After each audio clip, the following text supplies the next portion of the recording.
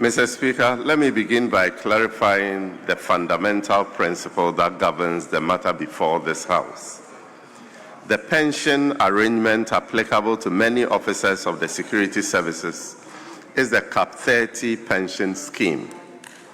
Unlike the Social Security and National Insurance Trust pension scheme, Cap 30 is non-contributory. Officers do not contribute towards their pension benefits during their years of service. The entire pension liability is therefore borne directly by the state and funded from the consolidated fund.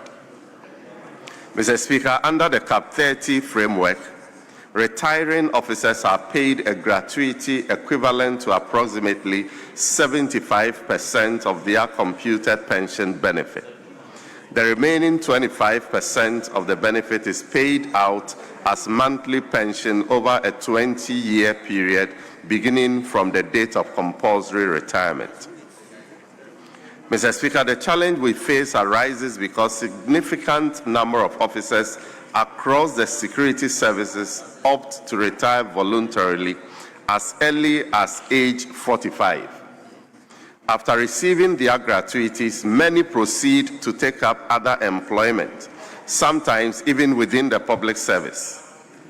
The consequence, Mr. Speaker, is that the state may be required to pay a full pension to an individual who is simultaneously drawing a salary from another public institution. This situation raises legitimate concerns about equity, fiscal sustainability, and the responsible use of public funds. It was precisely to address this issue that the Comptroller and Accountant General's Department issued an administrative circular on 21st June 2021, acting in accordance with Section 8.3 and Section 8.4b of the Public Financial Management Act 2016, Act 921. Mr. Speaker, these provisions place a clear responsibility on government to ensure that public funds are managed prudently, responsibly, and in accordance with the law. The circular, which clarified the policy position, is still in force and states as follows. I. Voluntary retirement does not trigger immediate payment of monthly pension benefits under Cap 30. And 2.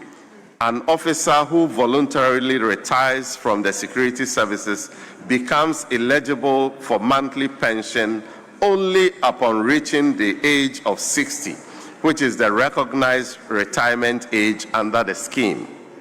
Mr. Speaker, this policy ensures that the Cap 30 pension scheme continues to function as a social protection mechanism for old age, rather than becoming a vehicle for premature pension payments while beneficiaries remain actively employed elsewhere.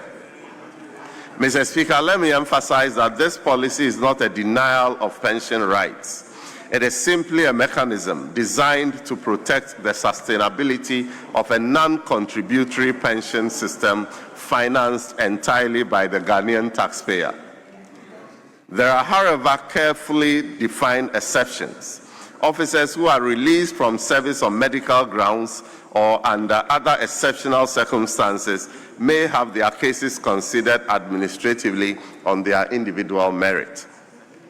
Mr. Speaker, I should also clarify that this policy does not apply to retired officers of the Ghana Armed Forces whose tenure is determined by fixed terms of service. The Cap 30 pension scheme is funded entirely from the consolidated fund, and therefore every decision concerning it must balance the rights of retirees with the duty of government to protect national finances. Mr. Speaker, we deeply recognize the invaluable service rendered by the men and women of our security services. They protect our borders, safeguard our communities, and defend our constitutional order. It is equally required as custodians of the public purse to ensure that pensions policies remain fair, sustainable, and consistent with the principles of sound public financial management. In summary, Mr. Speaker, an officer who voluntarily retires from the security services will receive the applicable gratuity, but monthly pension payments will commence only when that officer attains the age of 60, except in clearly defined exceptional circumstances. Mr. Speaker, this policy protects both the integrity of the pension system and the interests of the Ghanaian taxpayer. Thank you very much. Thank you very much. Honorable Member, any supplementary question? Mr. Speaker, the answer is so comprehensive, but I still need to seek clarification on a few things. On page 48 of the order paper, in your answer, the second paragraph, it says, after receiving their gratuities, many proceed to take up other employment, sometimes even within the public service. Mr. Speaker, the question is, with the advent of the National Identification Authority, the Ghana card system, linked to our tax identification numbers, is it still possible that somebody can retire, get into another public office, and will not be detected? Thank you. Yes, Honorable Minister. Mr. Speaker, I'm sure the person, it will be detected. If the person retires from the police service and becomes a member of parliament, it will be noted. But what we are saying is that in order to protect the public finances, we cannot continue to pay pensions for people who decide to retire voluntarily at an earlier age. Some retire at 40, at 45. And even if they are not doing public businesses, they may be doing some private businesses and earning income. They are actively engaged in doing other things. And so we, in the face of fairness, the administrative directive is that you start getting the monthly payments when you attain the age of 60. As for your gratuity, you will get it immediately, but you begin to get the monthly payment only after attaining the age of 60. Thank you. Yes, Honorable Peter Nuchu. Mr. Speaker, page 49 of the order paper. In your answer again, Mr. Minister, I quote, there are, however, carefully defined exceptions. Officers who are released from service on medical grounds or under other exceptional circumstances may have their cases considered administratively on their individual merits. This is quite encouraging. The question is, do we have defined administrative regulations to ensure that this doesn't become capricious? Do we have defined administrative regulation to ensure that this is followed to the core? Thank you. Yes, Honorable Minister. Yes, Mr. Speaker, and we have evidence of some security officers who, on the peculiarity of their issues, have been granted this, and their monthly payments are paid. Some on medical grounds, some even suffered in line of duty, and as a result, the state has to continue to cater for them. Thank you, Mr. Speaker. Thank you very much. Yes, last one. Mr. Speaker, the men and women in uniform listening to this answer will be excited, and we want to thank the Honourable Minister. We are grateful. Thank you very much. Yes, Honourable Member for Kwesi Efia. Mr. Speaker, thank you very much. Mr. Speaker, from the Minister's response towards the tail end at page 50, where the Minister said payment will only commence when officers attain the age of 60, except otherwise defined in exceptional circumstances. The Constitution, Article 199, 1 and 2, speaks explicitly on the retirement age between 60 and those who can retire at 45. So this administrative decision or position that you've taken, don't you see it in conflict with the constitutional provision in terms of the payment of pension for officers? Yes, Honourable Minister.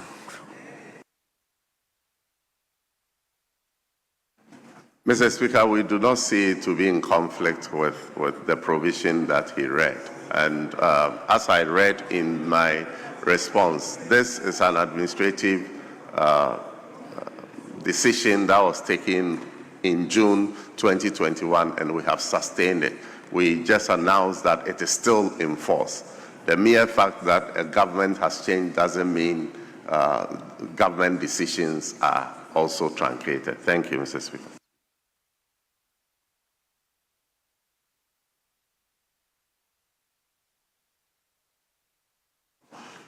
Honourable members, return to question 196. Question 196.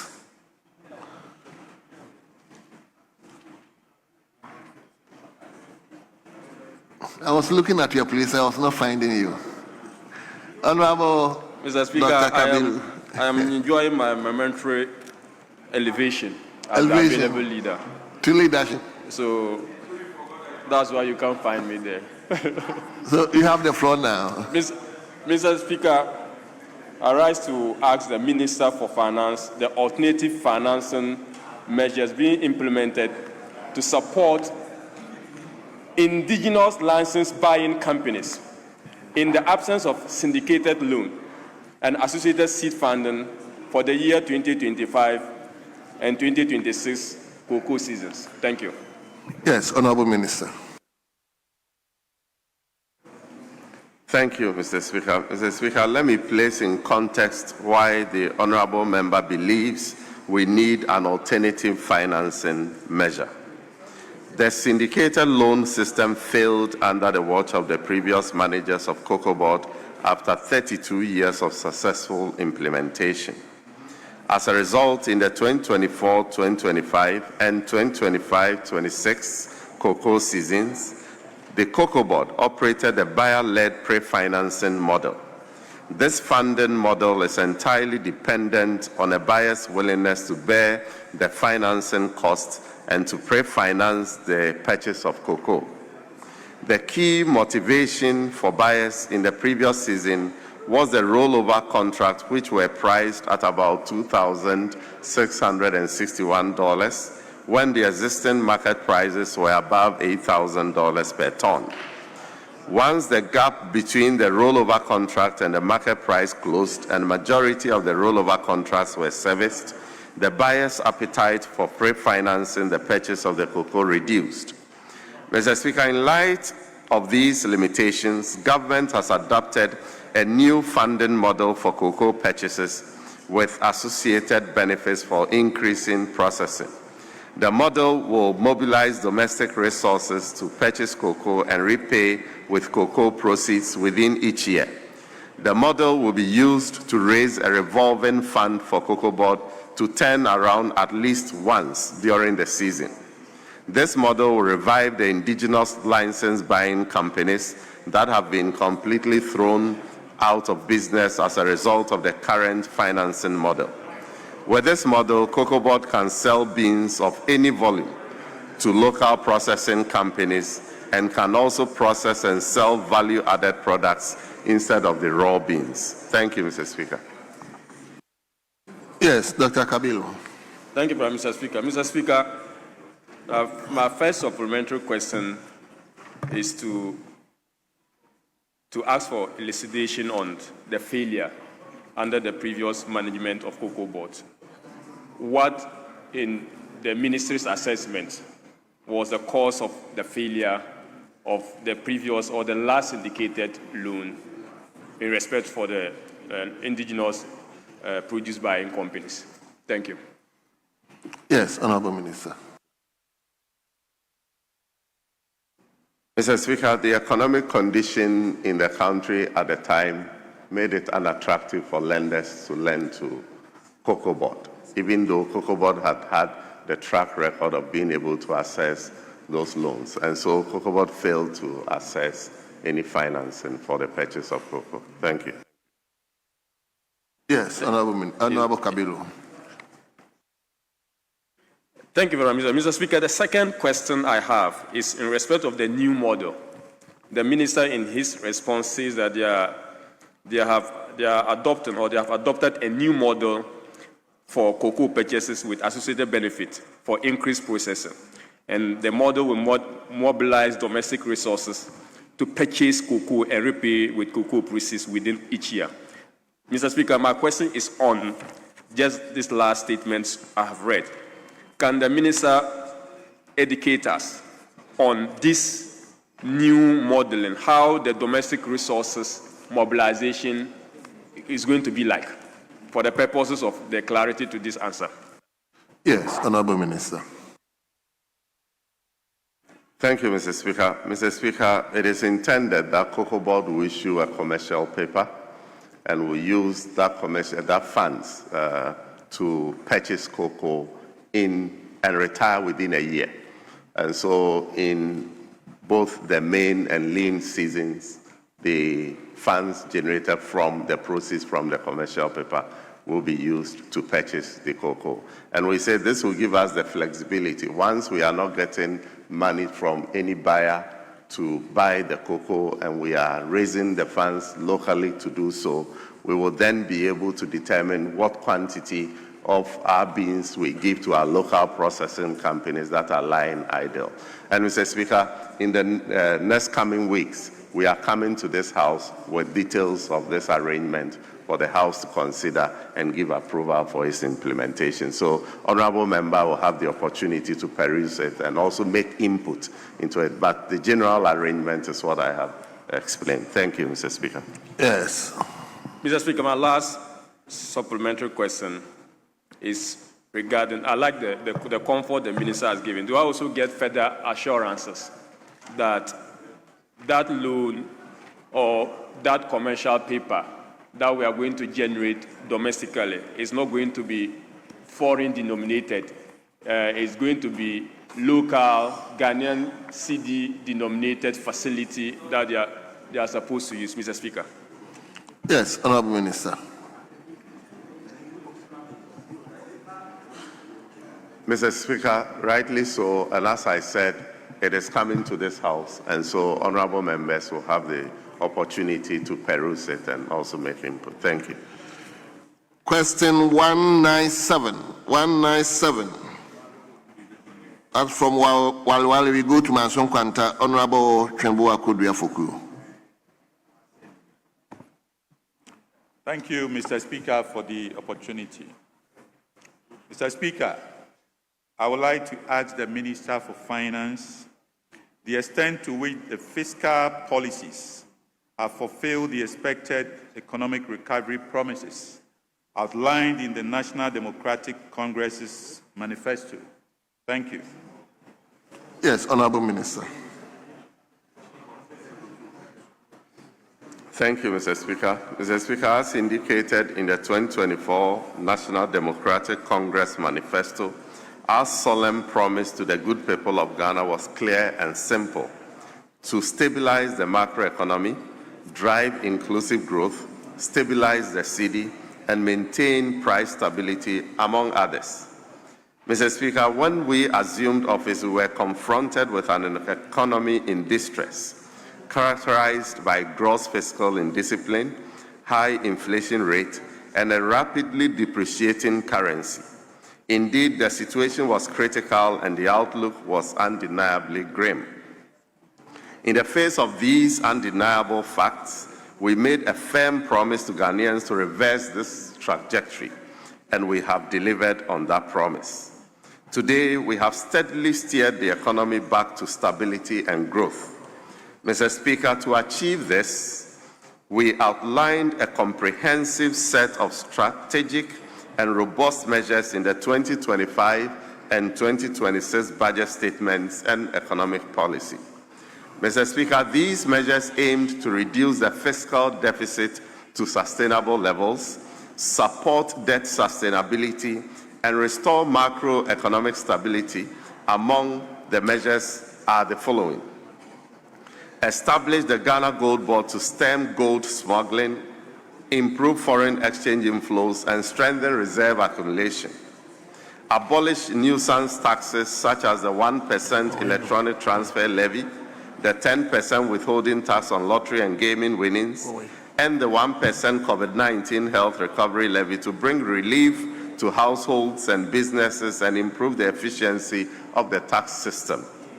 Abolish the emission levy and on industries and vehicles, reduce the effective VAT rate from 21.9% to 20%, increase the VAT registration threshold from 200,000 cedis to 750,000 cedis, relieving small businesses of unnecessary compliance burdens, extended VAT zero rating on locally manufactured textiles to 2028, abolished the VAT on mineral reconnaissance and prospecting activities to attract investment, amended the Public Procurement Act to make commitment authorization and budgetary provisions prerequisites for all procurements, amended the PFM Act to introduce fiscal and debt rules that strengthen fiscal discipline and anchor medium-term debt sustainability, establish an independent fiscal council to enhance oversight, improve transparency, and ensure credible monitoring of compliance with fiscal targets, thereby reinforcing policy credibility and supporting macroeconomic stability, uncap key statutory funds under the Earmark Funds Capping and Realignment Act 2025 to increase allocation to fund priority programs in the education, healthcare, and infrastructure sectors, established a value for money office to provide independent oversight and guarantee that public expenditure delivers real value, fully integrate GANEPS with GIFMIS to strengthen procurement transparency and expenditure control, and conducted a payroll cleanup exercise to eliminate ghost names and contain the public sector wage bill. Mr. Speaker, the implementation of government's fiscal policies and reforms underpinned by strong fiscal discipline and enhanced efficiency in public expenditure management has resulted in the significant economic turnaround being witnessed, as reflected in the marked improvements across key macroeconomic indicators, including real GDP growth of 6% in 2025, accelerating further to 6.4% in the first quarter of 2026. Inflation declining sharply from 23.8% in 2024 to 5.4% at the end of 2025, and further to 3.7% in May 2026. Interest rates falling sharply, with the 91-day Treasury bill rate dropping from 27.7% at the end of 2024 to 11.1% in December 2025, and further to 5% in June 2026. The primary balance on commitment basis improving significantly from a deficit of 3% of GDP in 2024 to a surplus of 2.6% of GDP in 2025, and a surplus of 1.2% of GDP by the end of first quarter 2026. Public debt declining sharply from 61.8% of GDP in 2024 to 44.7% of GDP in 2025, and further down to 42.2% of GDP as at the end of February 2026. The current account posting a surplus of $9.1 billion at the end of 2025, up from only $1.5 billion in 2024. The cedi appreciating by 40.7% against the US dollar, 30.9% against the British pound, and 24% against the euro in 2025. And gross international reserves increasing to 13.8 billion United States dollars, representing 5.7 months of import cover, up from $8.9 billion, equivalent to 4 months of import cover in 2024. Mr. Speaker, in line with the rate-setting agenda, government has stayed true to its pledge to Ghanaians. The economy has responded positively to the fiscal policy measures and macroeconomic reforms by government, resulting in lower cost of living for the ordinary Ghanaian, in line with the economic recovery promises of the NDC. Thank you very much, Mr. Speaker.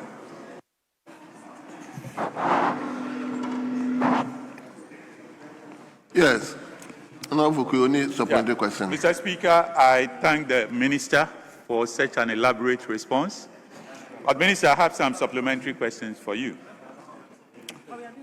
Minister, I would like to know how many sustainable jobs you have created directly as a result of these fiscal policies, and what sectors account for these jobs, given that currently youth unemployment levels is at 34.4% as given by the Ghana Statistical Services. Thank you. Minister, you have the figures. Okay. Mr. Speaker, unfortunately, the question did not ask about the number of jobs that have been created, and so I'm unable to give figures. Government recognizes that youth unemployment continues to be a problem in this country, and so we are doing everything possible to improve on the situation. But if you are minded to file another question on employment, we will gather figures and come and show this House, and we'll also demonstrate what we are doing more. There is always a time lag between when an economic policy is implemented and when the effects of the policies are actually felt in the economy. We have restored the macroeconomic environment, and what follows is for businesses to expand. In fact, Mr. Speaker, a lot of businesses have returned to profitability following the macroeconomic improvement that we saw in this country. And once they've return to profitability, they can plow back, reinvest, expand, and employ a lot more people than they are doing today. And so it's a gradual process, and we will not relent. We will make sure that we continue to work to reduce unemployment in this country. Thank you, Mr. Speaker. Yes, Honorable. Mr. Speaker, thank you. Mr. Speaker, this supplementary question that I asked, it's in line with the main question that I asked, because the crux of my question was about fiscal policies. Honorable member, ask a different question. He says unemployment figures he can't give. Okay, right? That is fair enough. If he hasn't, gotten the response yet, but to say that they are not related, that one, I think they are really I'm not saying they are not related, but you brought him here for a specific question. Now you are asking him as to whether the policies have generated certain employment figures. He said he doesn't have them at hand. No, fair enough. And it's fair. He hasn't got the figures here now. But you can provide it later, Minister. That is fair enough. My second supplementary question, Minister. Notwithstanding the macroeconomic indicators that you gave earlier on, elaborately, what evidence can you provide to the ordinary Ghanaian that there has been real reduction in cost of living, given that now we know that the cost of electricity is going up, the cost of water is going up, effective July? What can you tell the ordinary Ghanaian with all the elaborate improvement in economic figures that you just gave? What can you tell the ordinary Ghanaian? Yes, Honorable Minister.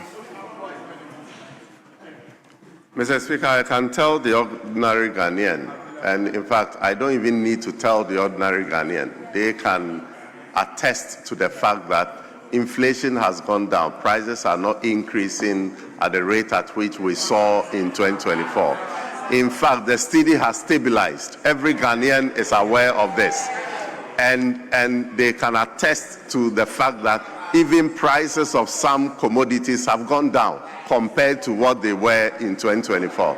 These are things that Ghanaians live to witness. In fact, it is not for me to tell Ghanaians. Ghanaians are attesting to this themselves. And so these are the facts, and Mr. Speaker. Thank you very much. Mr. Speaker, thank you. Your last question. No, just a bit of response to... I'm saying you are asking your last supplementary question. Okay, thank you, Mr. Speaker. Mr. Speaker, I would like to ask the Minister if his ministry could provide some comprehensive scorecards, independently verifiable, that would show the implementation of all these economic programs that he's spoken about, where we are currently, the promises that were made versus where we are. If we could have some scorecards that could be independently verified. Thank you. Yes, Honorable Minister. Mr. Speaker, if the honorable member wants a scorecard that could be independently verified, I don't think the same ministry that is delivering should be the one to provide it. I think that civil society or other institutions, institutions of higher learning, can take some of these things upon themselves to do. Civil society can do. That can be trusted more than a politician like me bringing a scorecard and coming to tell you, my opponent, that this was your score, this is the score today. Because, I mean, you know the environment under which we operate. So I accept that challenge, but I wish it won't come from us. I wish a neutral body will do it. And in fact, there are a number of them we can point to. Credit rating agencies have been rating us, and you know what our sovereign rating was in 2024. You know what it is today. These are verified. These are trusted scorecards that we can have to display. But as I said, I feel that an independent body will be the best to do what you are asking the ministry to do. Thank you, Mr. Speaker. Thank you very much. Yes. Yes, Nana Ajin.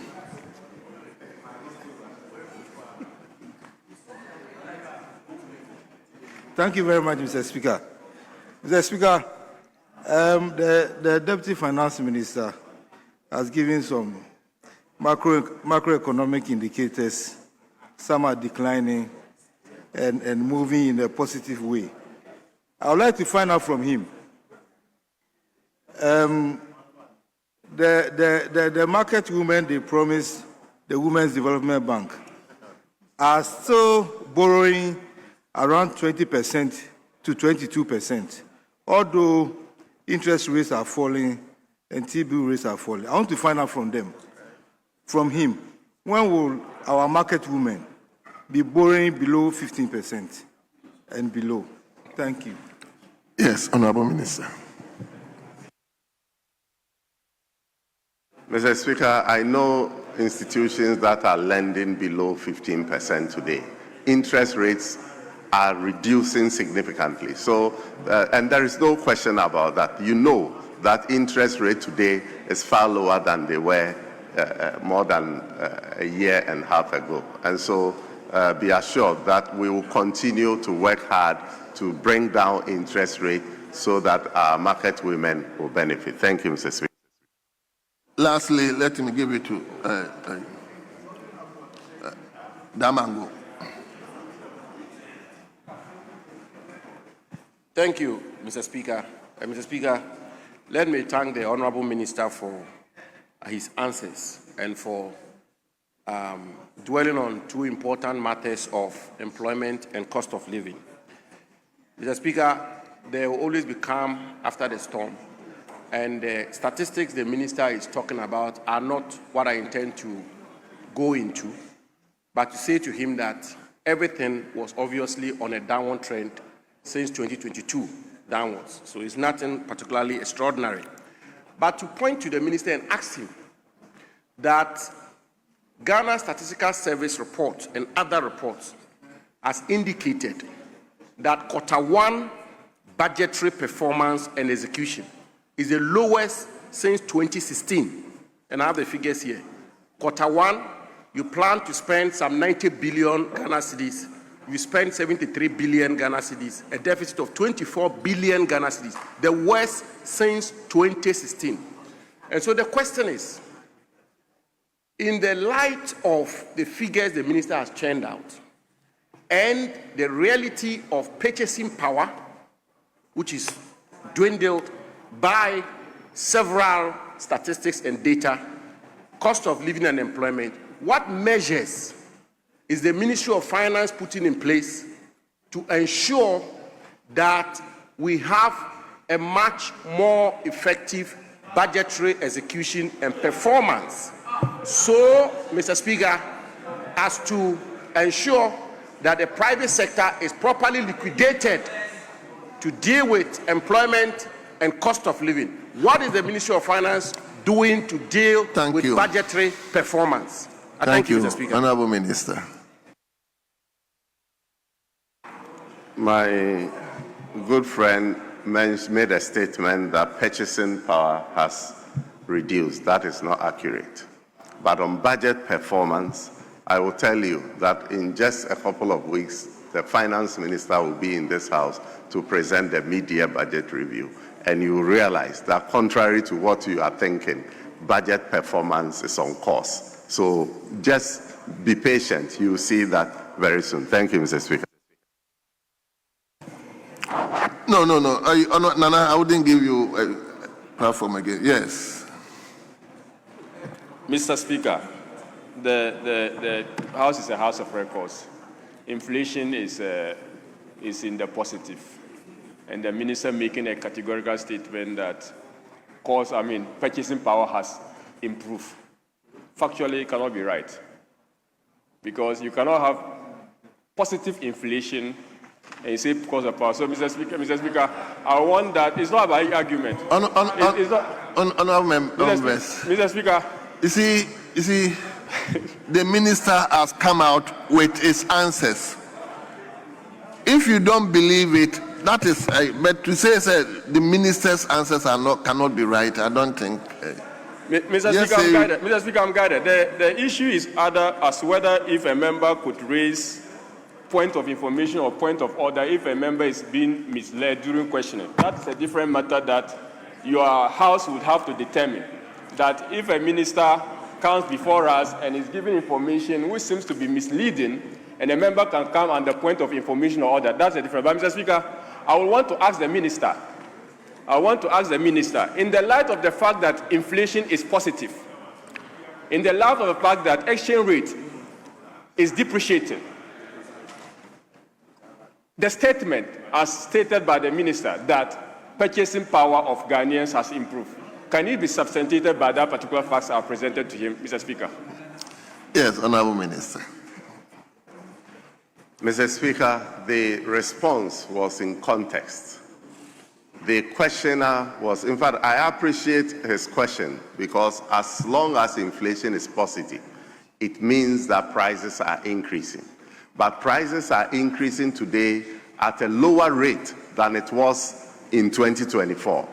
So that is what I was telling my good brother, that it is not the case that purchasing power has worsened today as compared to when he was a minister. That is the position I'm making. That purchasing power was completely eroded under your tenure when inflation was 54% than it is today when inflation is 3.7%. That is inflation went to 54% under your watch. Thank you. Honorable members, we turn to question 331. Question 331, and it stands in the name of Honorable Michael Kwesiedu Oforikrum. Yes. Thank you, Mr. Speaker. Mr. Speaker, I have the authority of the member. Honorable, go ahead. I rise to ask the Minister for Finance the quantity of gold bought by the Goldbod, the source of supply, quantity bought from licensed small-scale miners, and the amount spent on the purchasing of gold. Thank you, Mr. Speaker. Yes, Honorable Minister.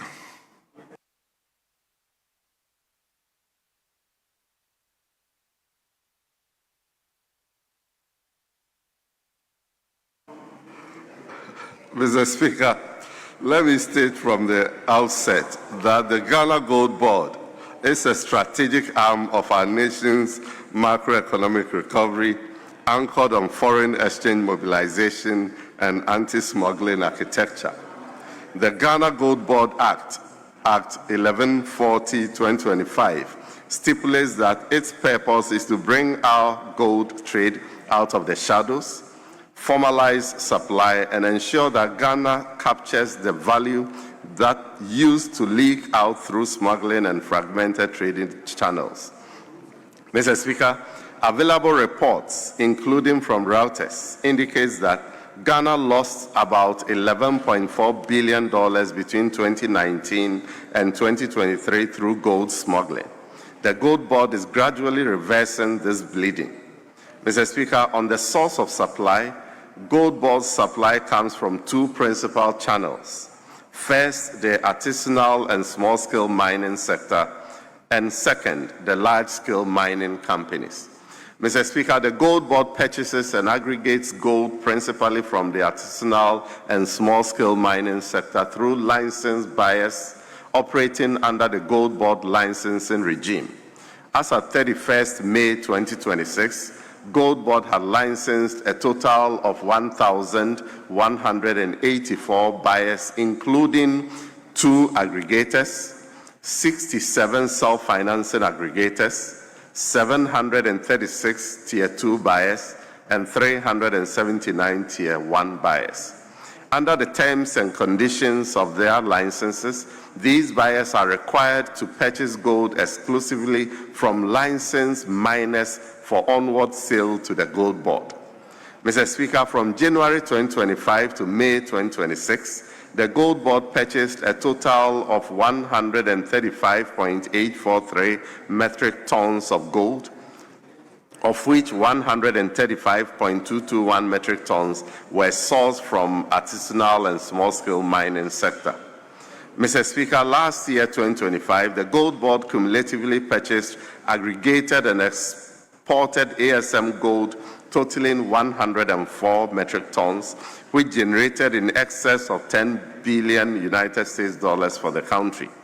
This singular achievement of the Goldbod was critical in the appreciation of the Ghana cedi by about 41% against the US dollar in 2025, and in increasing foreign reserves from about $8.98 billion in December 2024 to $13.8 billion by end of December 2025, among others. Mr. Speaker, from January 2025 to May 2026, the Goldbod expended approximately $16.1 billion on the purchase of gold, of which $9.8 billion was used between January and December 2025. Mr. Speaker, the bigger policy point is that government is deliberately shifting Ghana from a regime where gold wealth was dispersed, underpriced, and smuggled through the Goldbod.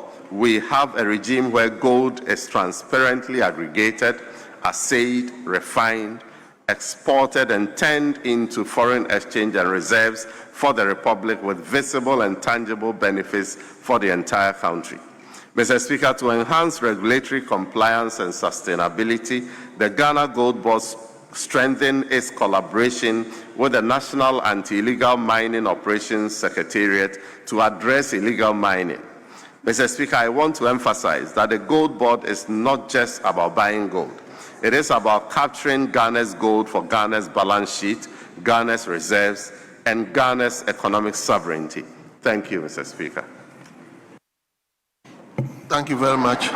Yes. Honourable Member, any supplementary question? Thank you, Mr. Speaker. The Speaker, flowing from the Minister's response, page 55. Mr. Speaker, aye. Mr. Speaker, on the source of supply, Goldbod supplies come from two principal channels.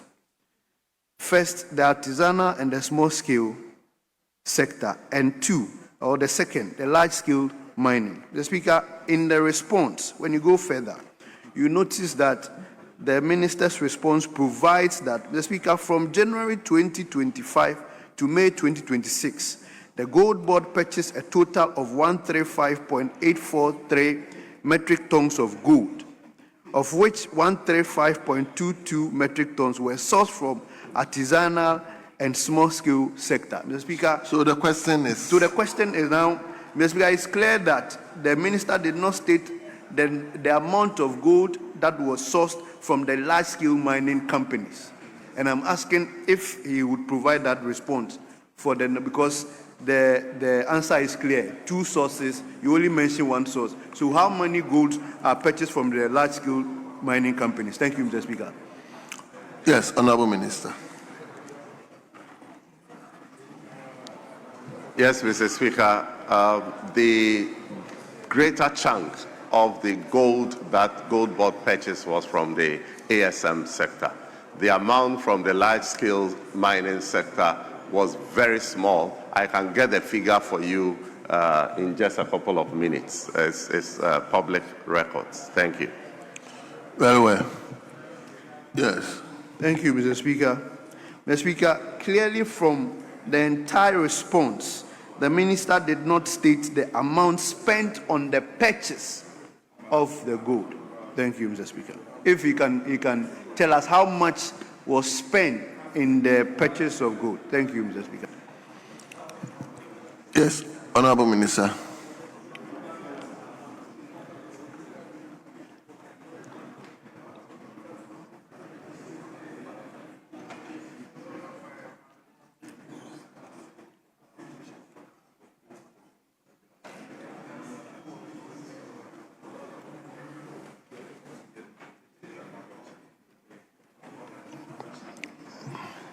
Mr. Speaker, this information too can be provided. I don't have it readily available, but I can get that amount for that figure for the House. Thank you.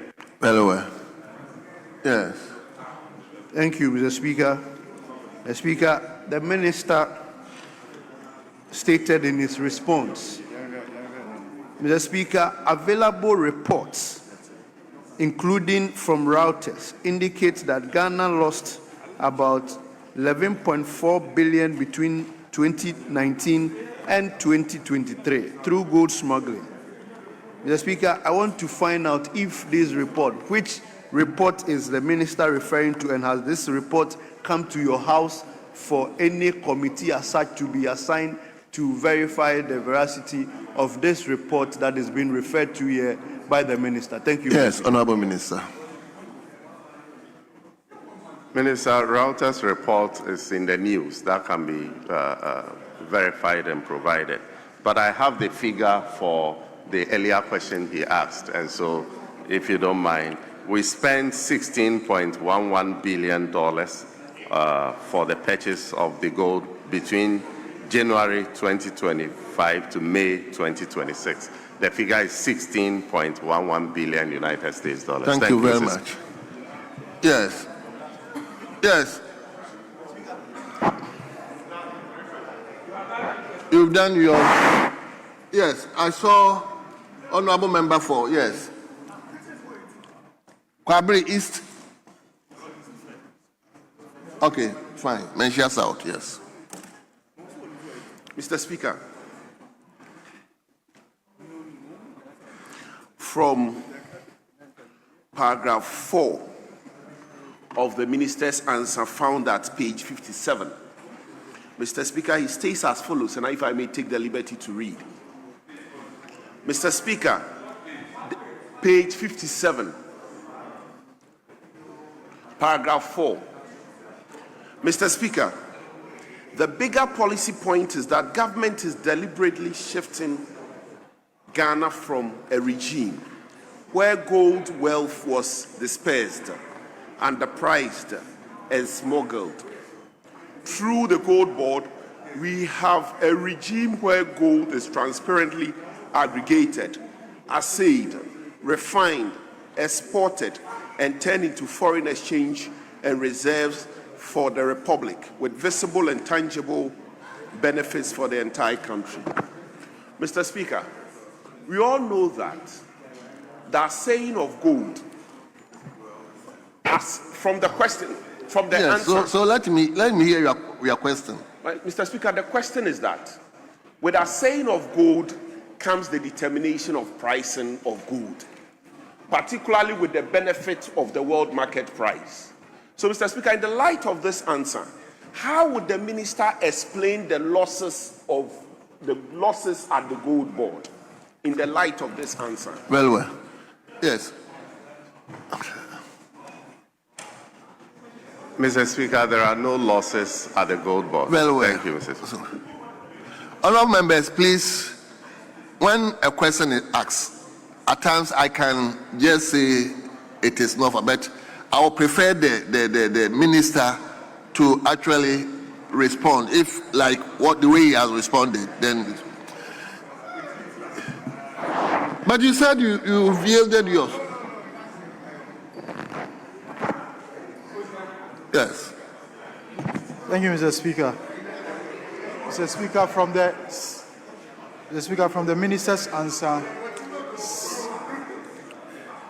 99.5% of the Goldbod purchases were done by small-scale artisanal miners. I want to ask the minister, what mechanism is Goldbod using to ensure that these small-scale artisanal miners are not indulging in galamsey? Thank you, Mr. Speaker. Minister, did you get the question? Mr. Speaker, my question is, from the minister's answer, 99.5% of the gold that Goldbod bought was from small-scale artisanal miners. I'm asking, what mechanisms has Goldbod employed to ensure that these artisanal miners, small-scale artisanal miners, are not indulging in galamsey? Thank you, Mr. Speaker. Well, yes.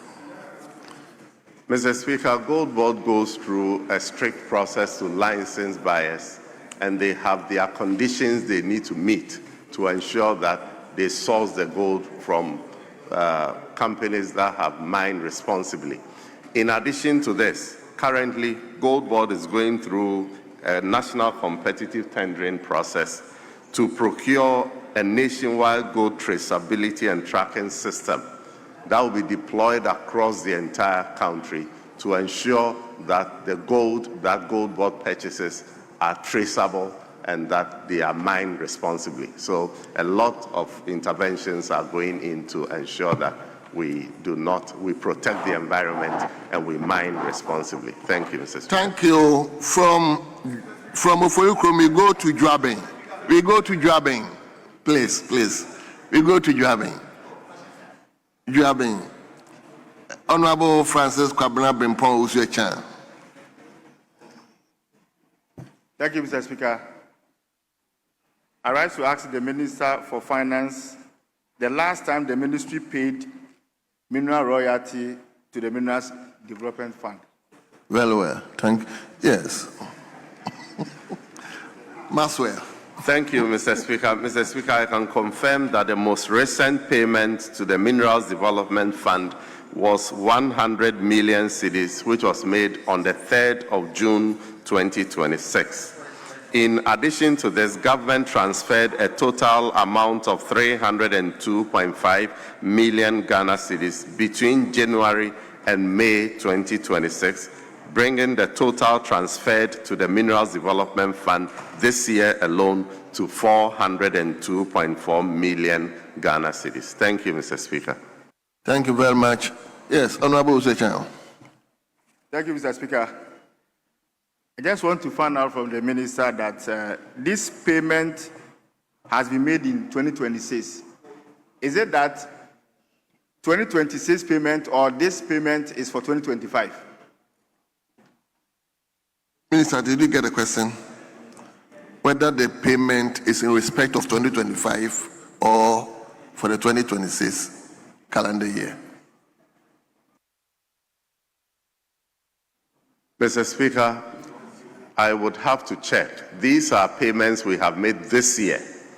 As to whether some part of the payment were those that accrued in 2025 that were transferred this year, that is information I'll have to get back to you. The question was to find out when was the last time we made payment to the Minerals Development Fund. That is why we provided a recent, and we went further to add all those transfers we've made this year. But we can reconcile and show which ones were meant for 2025, if there were any outstanding payments to Minerals Development Fund. These can be verified. Thank you, Mr. Speaker. Thank you very much. We turn to question 468. Question 468. Oh, you wanted to ask? I thought the answer was.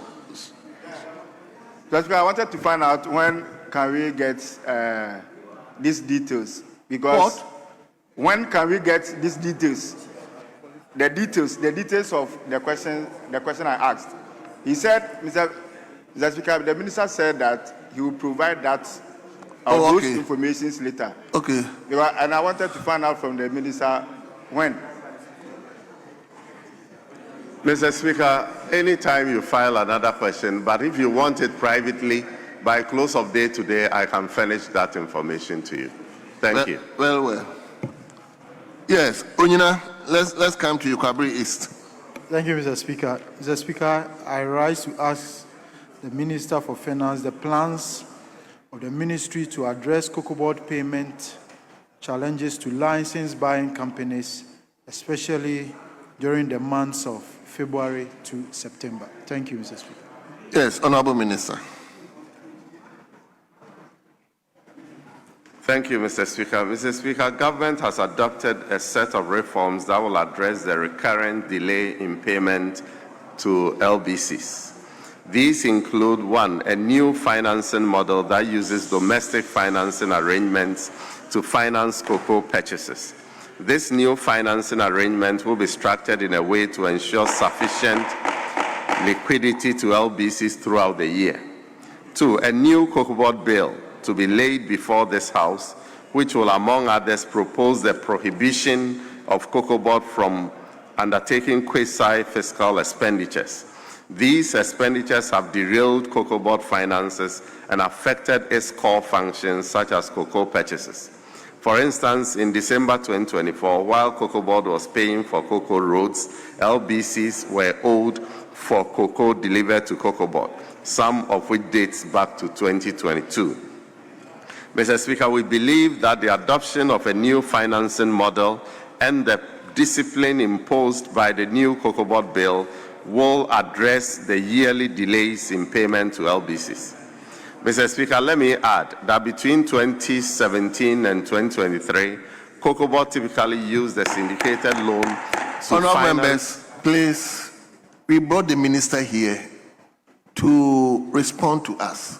So I think it's befitting that we give him a hearing. The noise in the chamber is too much, please. Mr. Speaker, thank you very much. Let me add that between 2017 and 2023, cocoa board typically used the syndicated loan to finance cocoa purchases and quasi-fiscal activities such as cocoa roads. However, when the syndicated loan was exhausted, the previous managers of cocoa board resorted to additional borrowing from the domestic market through the issuance of expensive cocoa bills to finance the cocoa purchase. This appetite for borrowing led to unsustainable debt at cocoa board, resulting in the default on the servicing of the cocoa bills in 2023. Mr. Speaker, we will not repeat past reckless mistakes. This government is committed to restoring the finances of cocoa board and placing it on a sustainable path. Thank you, Mr. Speaker. Thank you very much.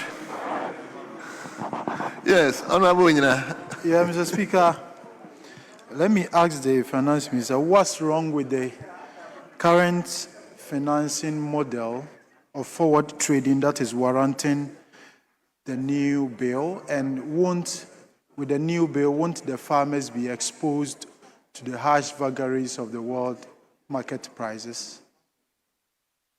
I said, you got the first part of the question. So the second part is, with the new model, won't the farmers, the cocoa farmers, be exposed to the harsh vagaries of the world market price? Yes, Honorable Minister.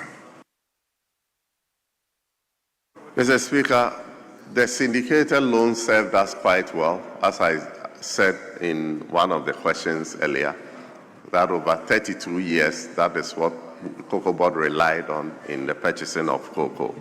But since that failed, Cocoa Board then resorted to getting buyers to pre-finance the purchases of cocoa.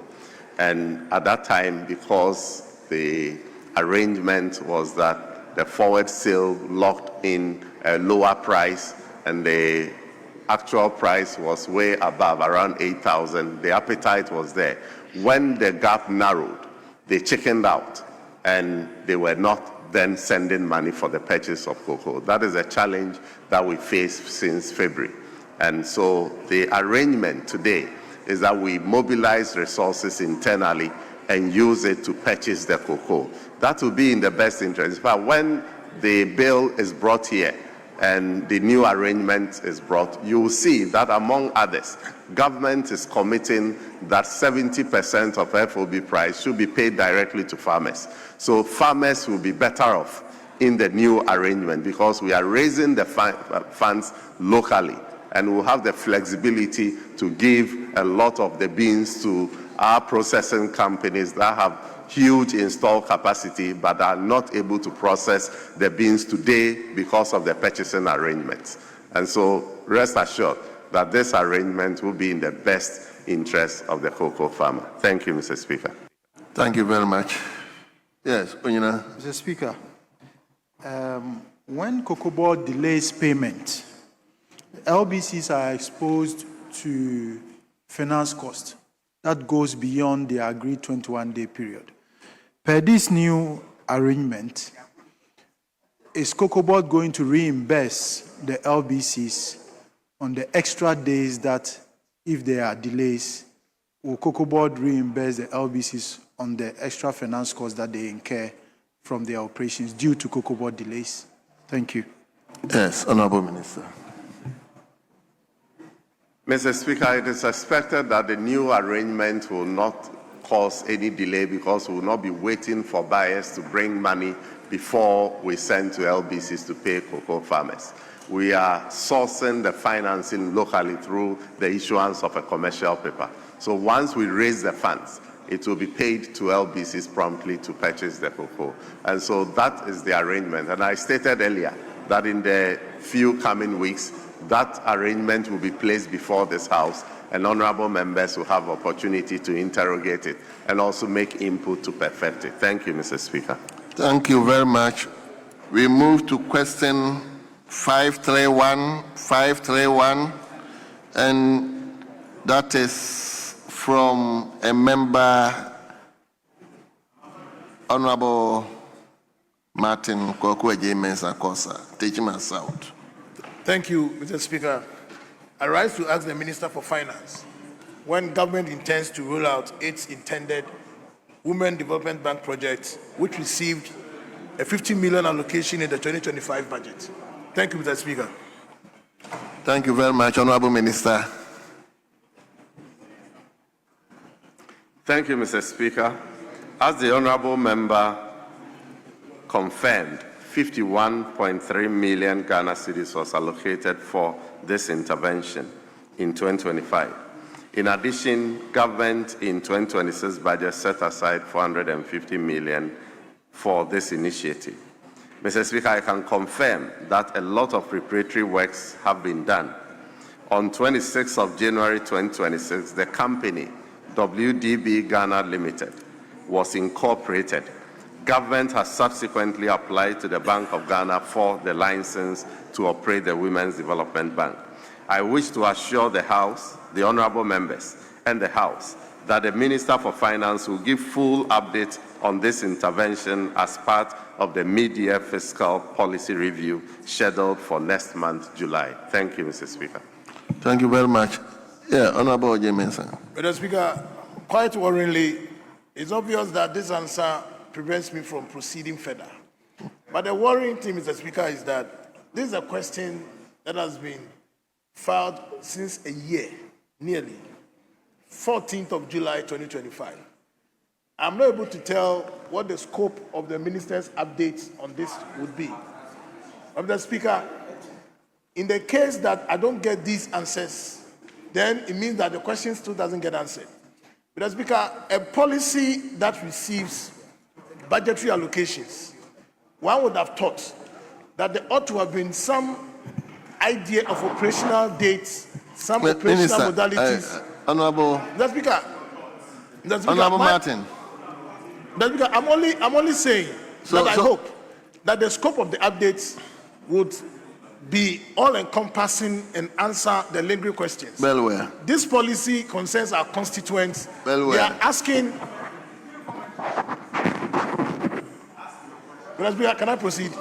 Yeah, just ask the Yes, question, Mr. please. Speaker, it's a worrying matter. Over a year's question. I still cannot have the minister to Honorable answer. James, just ask the question. Well, Mr. Speaker, thank you. I hope that the minister's questions... Well. So, Honorable Members, we turn to the last question, 534. 534. That is from Techima South. We are now coming to Accra Central. Accra Central. Yes, Honorable Charles Forson. Speaker, I have related to the member, and to that effect, I want to come under Order 92. And as it were, seek your leave to withdraw the question accordingly.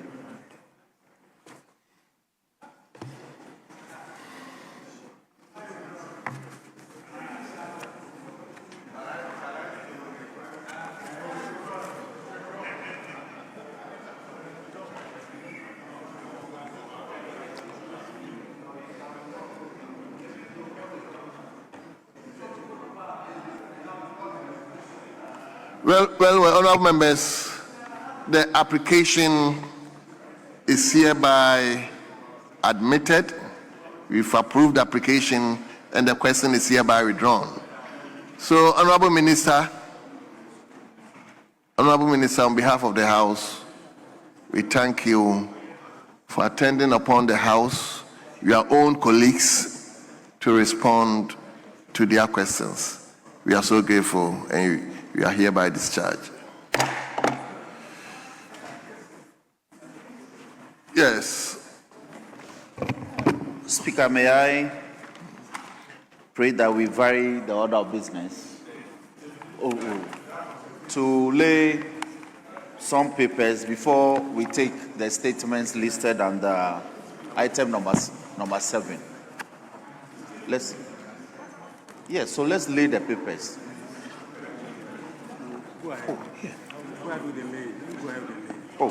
Item number 8A and B. Page 7. 8A, haven't we done that?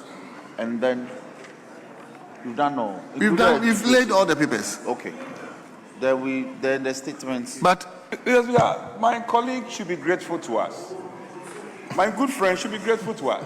So that, in fact, we have ensured that all these papers have been laid. All the papers have been laid, right from 8A, Chiweb. You see, he won't listen. All your papers have been laid. And from 8A, B, C, D, and even E. You should be thanking us. Relate to Honorable Charles Forson, and he will let you know the support we have given to you today. Anyway, so that we should be proceeding. Thank you. So, honorable members,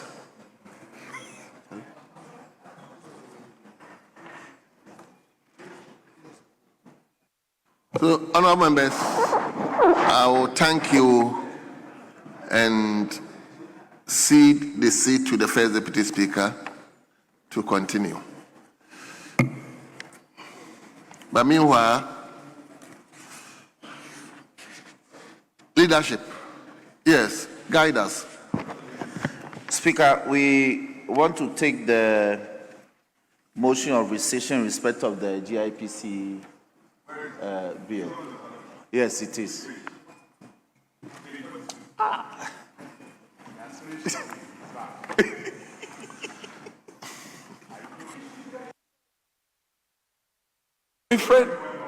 My friend, we will cooperate when we have to. Speaker, my colleague should give us a guide, and he understands this work so well. Give us a guide how you want to navigate. Then we can follow and support you. You are picking and choosing. You go and mention item 10 and you move to item 44. It's in quite a confused manner. You are going to 48 now. Then after that, you move to where? You should just give us a pattern, then we can follow. Speaker, I gave an indication.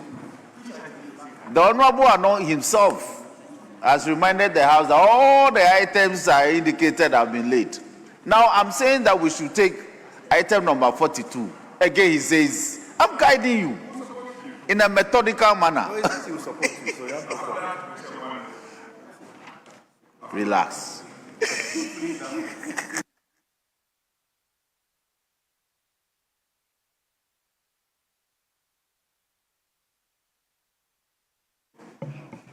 Honourable members, the agreement is to take item number 42. Is it 42 or 48? It's motion number 42.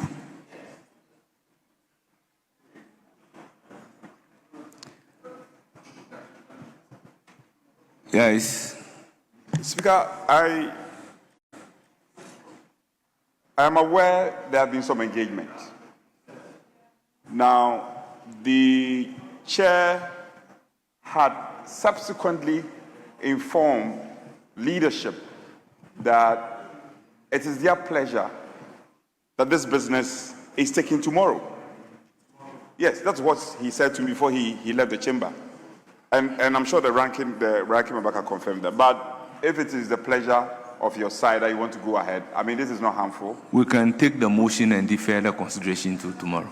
Yeah, but he did not communicate that to us. The motion is 42 and the consideration is 43. And we are talking about 42. So 43 will require the presence of the chairman. But 42 is a motion in the name of the minister. Speaker, in this house, we must always help you to guide the house. And he is calling the business. And I'm saying, if it is the intent that he wants to take the motion and then the consideration will be taken later on or the question will not be put, then he must say so that we follow duly. That's all I'm saying. Speaker, with all due respect to my brother, the indication is to take motion number 42. I haven't hinted of taking 43 consequentially. So let's take 42. When the decision is taken, then yes, exactly. But so let's take 42. Motion number 42. Minister responsible for finance. Speaker, the Honourable Minister for Finance is unavoidably absent. Today's cabinet, and so the deputy, today's cabinet, they are in cabinet as we speak. So the deputy has been here, he's a member, he's been on the floor, he's done a lot of business. I pray that he takes this on behalf of his boss. I thank you. Well, he got up to do it anyway without. Oh, yes, I saw him. He has been doing all the business of the finance minister. So it will be most unfair for me to oppose. So you go ahead and do it. Go ahead. Thank you, Mr. Speaker. Mr. Speaker, I move that this House resigns its decision taken on Thursday, 26 March 2026, in respect of the third reading of the Ghana Investment Promotion Authority Bill 2025. I so move, Mr. Speaker. Mr. Speaker. Yes. A background. Yes. This has become necessary because of the inadvertent omission of some clauses that were supposed to be taken. Mr. Speaker, if you recall, during the referral to the committee and subsequent consideration by the committee, there were a lot of amendments proposed by the committee, and so we were of the opinion that the bill should be withdrawn and relayed, but we were advised that if we did that, it had to go through the entire process again, and so we should go ahead and consider the original bill as was laid in the House. In the process, we omitted some of the clauses that the committee had raised, some of the amendments, and so this came to light subsequently. And so we humbly appeal that we resign the decision and take it through another consideration stage to be able to, for us to be able to incorporate the relevant omissions. Thank you. Motion ably moved. Any seconder? Speaker, I rise to second the motion. Honourable members, motion moved and seconded, and it is for the consideration of the House.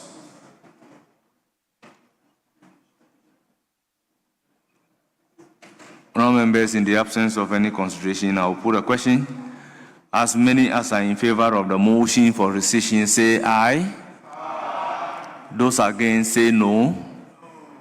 Honourable members, the ayes have it. The motion for rescission is accordingly adopted.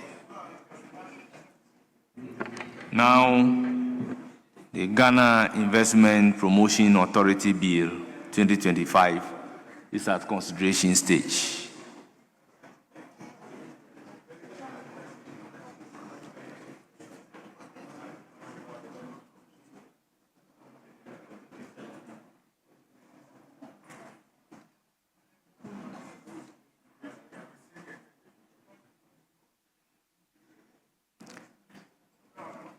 Yes. Speaker, may I propose that we take just a couple of the provisions and then we can come back tomorrow and finish it. Let's take just a couple of the provisions and then.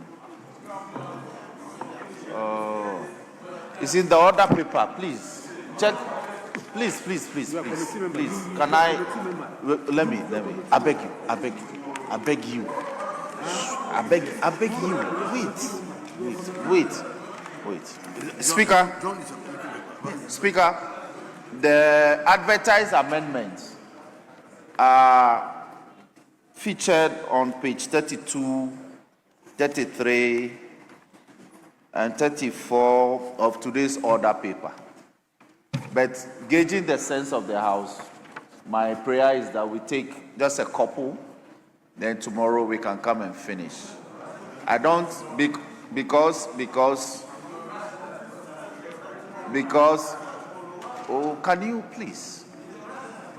So we are just praying to take just a couple of the provisions and then we come and take the rest tomorrow. Mr. Speaker, that's my prayer to my brother across the divide. John, are you going? We have engaged, and we have agreed that we'll take just a couple. Speaker, you see, this element of surprise is what I've always been speaking against. Nobody is here to hold you to ransom or delay or frustrate government business. Just a while ago, I had inquired from my colleague, and he said, no, I have not talked about consequential business of consideration.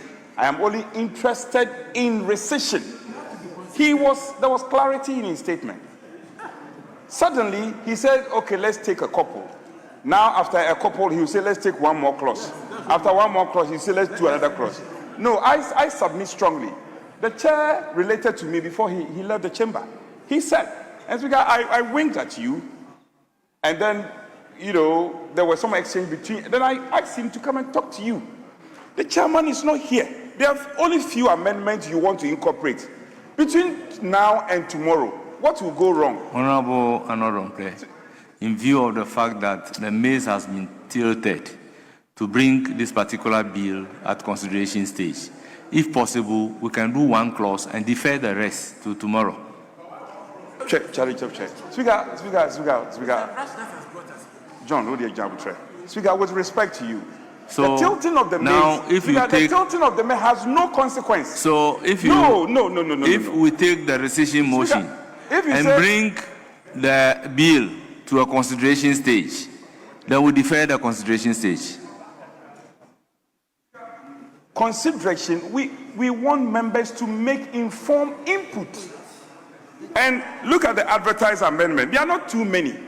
I am just humbly saying that to the extent that the leadership of the committee is not here, and the leadership had communicated, giving prior notification of their willingness to ensure that we make these amendments. Because nothing will go wrong if we take this, we do it tomorrow.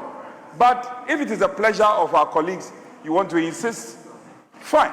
We will just observe, go ahead and do it as you wish. Speaker, for the records, we are not insisting. We are negotiating. That's how we do this work. We consult. Speaker, just a while ago, my brother was the one belaboring the point that there are a lot of advertised items that continue to persist on the order paper that we don't take. So if we have an opportunity to lessen the burden, I believe that, yes, it's important. So my prayer is that we take just a couple, 1, 2, 3, and then we leave it there. Tomorrow, the numbers that will come and take in respect of the advertised amendments will be less than those that will discharge today. So I plead with you, my brother. So Speaker, let's take the first 3 and then we can, don't wash your hands, I beg you.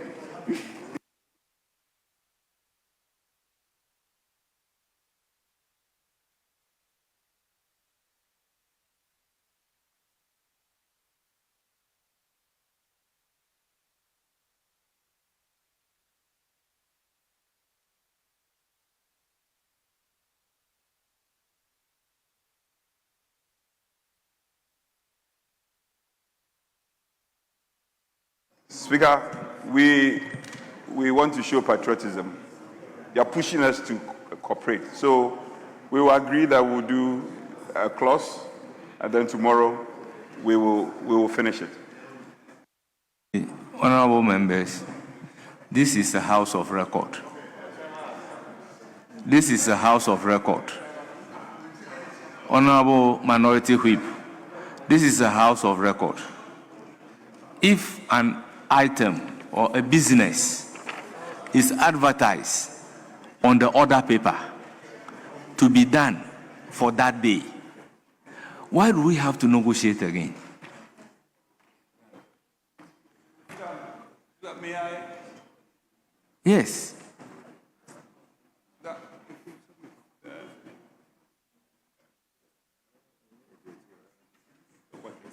Somebody's mic is on. Somebody's mic is on. Yes, Speaker, you asked a very important question. And if I may answer from my little experience in this house. So if you look at the order paper for today, quite voluminous. Practice has shown that it is not all the business that are advertised that eventually gets taken because of exigencies of issues that come up. For instance, let me give you a typical example. Yesterday, we had 3 statements admitted and advertised. Only 2 were taken, with the understanding that today we'll take the other one. We've not been able to take it. But we are ready to make a compromise. We are ready to make a compromise. The honorable member is ready to make a compromise. That is why we were not pushing for any of those statements to be taken, but to make sure that you lay all the papers that are public business. So we are not compelled to negotiate necessarily, but we are saying that to the extent that the context in which this business was taken, we took it, a reason has come up that we had to rescind and begin the process again. And there has been good communication from the leadership of the committee. That is why, Speaker, I'm only saying that we engage. It is not a negotiation in its meaning as we are negotiating. Yes, but we are just engaging in to that get an case, understanding. we normally defer to the leader of government business. Speaker, that's fine. They can proceed. Or is that not the case? Yes, Speaker. We defer to the leader of government business. For the leader of government business to pick and choose. I'm not the leader of government business. I am not. Speaker, I believe that let's take the couple of the first 3. A couple. Yes, I said a couple of the advertised amendments. Then we can take the statements and then we can adjourn for the day, Mr. Speaker. Humbly submitted.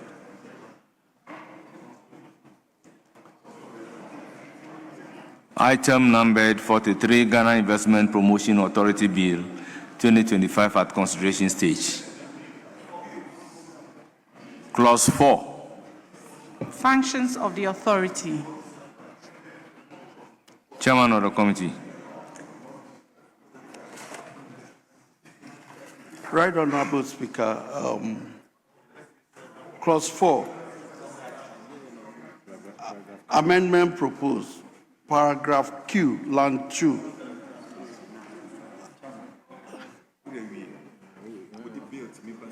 after agreement, delete which entered into force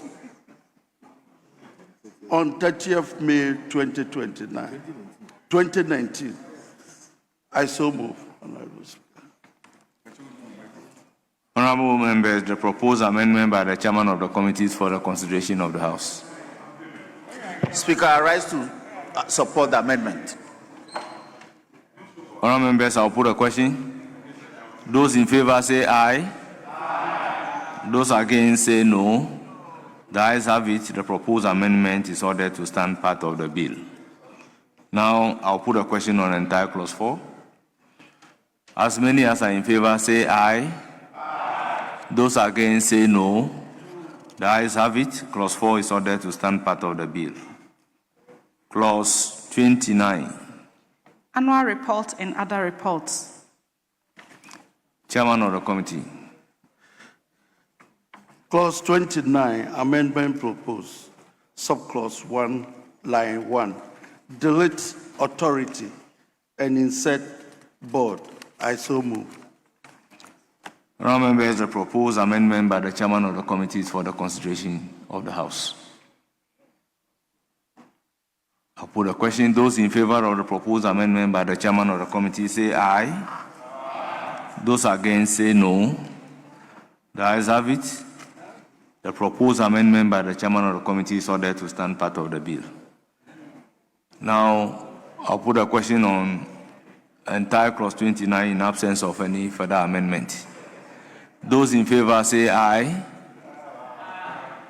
Those in favor say aye. Those against say no. The ayes have it. Clause 29 is ordered to stand part of the bill. Clause 43. Dispute resolution procedures. Yes, Chairman of the committee. Clause 43, amendment proposed. Subclause 10. The closing phrase, delete office of the president and insert minister. I so move. Honourable members, the proposed amendment is for the consideration of the House. Any further amendment? Speaker, I rise to support the present amendment.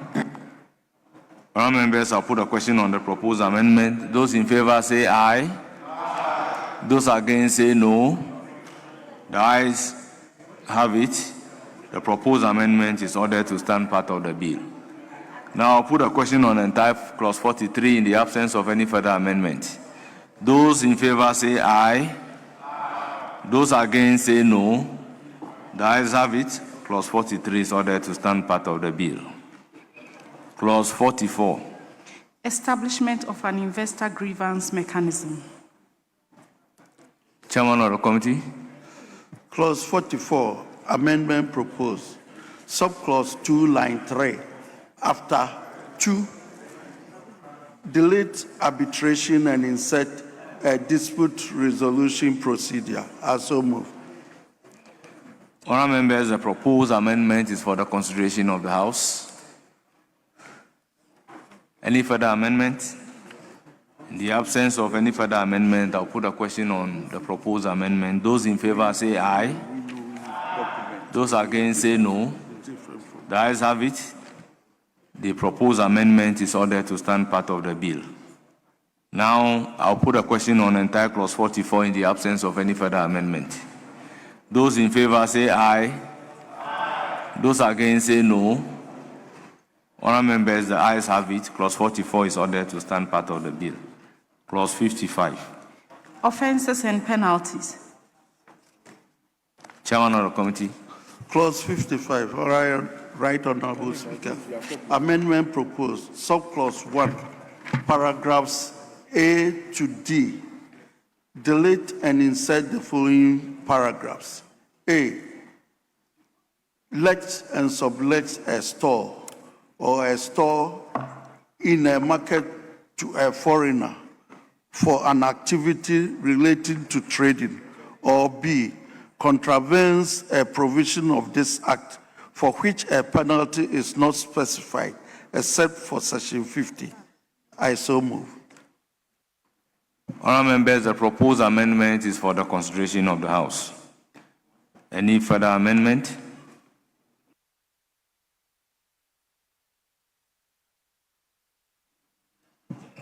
I'll put a question on the chairman's amendment. Those in favor say aye. Those against say no. The ayes have it. The proposed amendment by the chairman of the committee is ordered to stand part of the bill. Now I'll put a question on entire clause 55. Very well. Let's do amendment VI.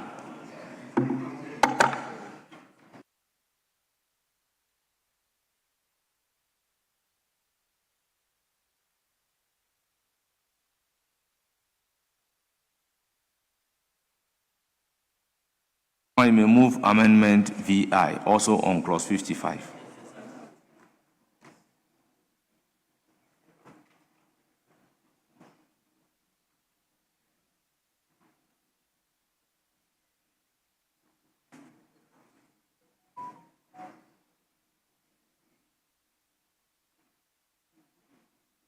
Hello, Chairman. You may move VI in clause 55. Page Right, 33. Honourable Speaker, clause 55 VI. Yes. Amendment proposed. Subclause 4, line 5. Delete 1 and insert 2. I so move. All members, the proposed amendment is for your consideration.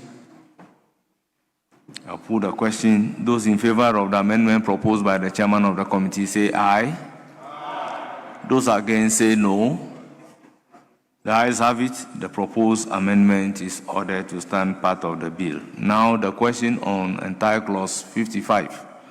Those in favor say aye. Those against say no. Honourable members, the ayes have it. Clause 55 is ordered to stand part of the bill. Yes, Majority Leader. Speaker, I indicated that we'll take a couple and then we can, but I think that the sense of the House is that let's finish. We only have one amendment one amendment in respect of one provision to consider, which is clause 59. So let's finish it, my brother. We'll do the statement. I give you my word. We'll do the statement.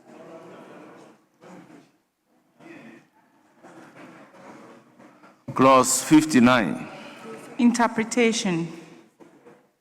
Chairman of the committee. Under 59, we have various amendments proposed. Yes, VII. Yeah, VII amendment proposed. After interpretation for capital, insert the following definition for citizen. Citizen means a citizen of Ghana. I so move. Honourable members, the proposed amendment is for your consideration. Any further amendment? I'll put a question. Those in favor of the amendment proposed by the chairman of the committee say aye. Those against say no. The ayes have it. The proposed amendment is ordered to stand part of the bill. Chairman, VIII. Clause 59 VIII, amendment proposed.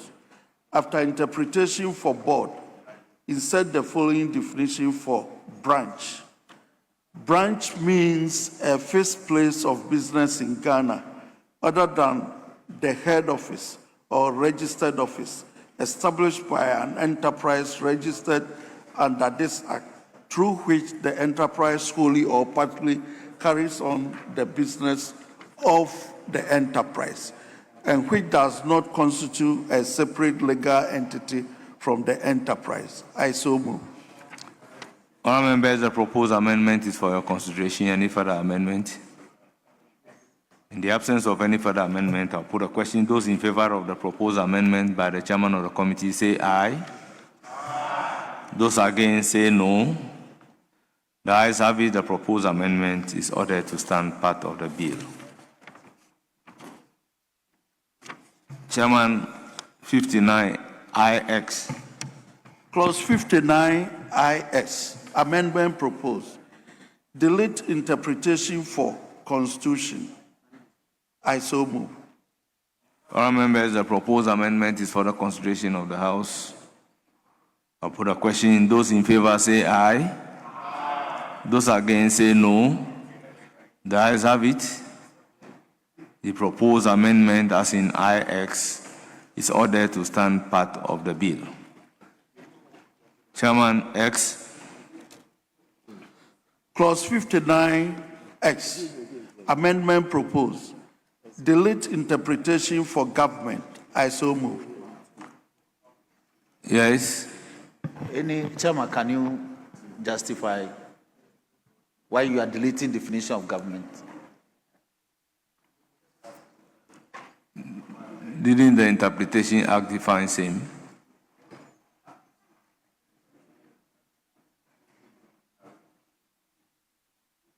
In other words, is government a term of art to be interpreted? Speaker, government has been defined in the Constitution, so I think that we could have borrowed from there. But if you think that it's not a term of art to be defined, because, for instance, citizen, you proceeded, we don't enact laws for any other country, but you decided to define citizen to mean a citizens of Ghana. You know, so. But since government has already been defined in the Constitution, there wasn't the need for us to redefine it. Please.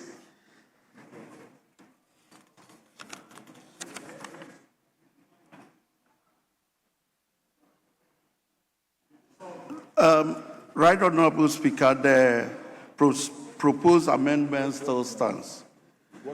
59X, delete interpretation for government. I so move. I'll put a question. Those in favor say aye. Those against say no. The ayes have it. The proposed amendment is ordered to stand part of the bill. Chairman X, aye. Clause 59SI, amendment proposed. Interpretation for minister. Delete and insert the following. Minister means the minister designates in writing by the president to have oversight responsibility over the authority under subsection 2 of section 15 of this act. I so move. Honourable members, the proposed amendment is for your consideration. In the absence of any further, yes.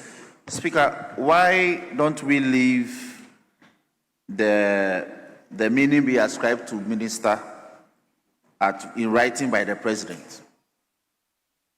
Because in writing, president will indicate. Do we have to extend it to subsection 2 of section 15 says?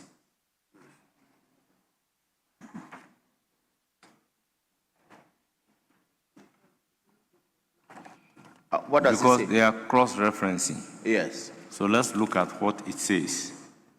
Then that will inform us if there is a need for a necessary modification.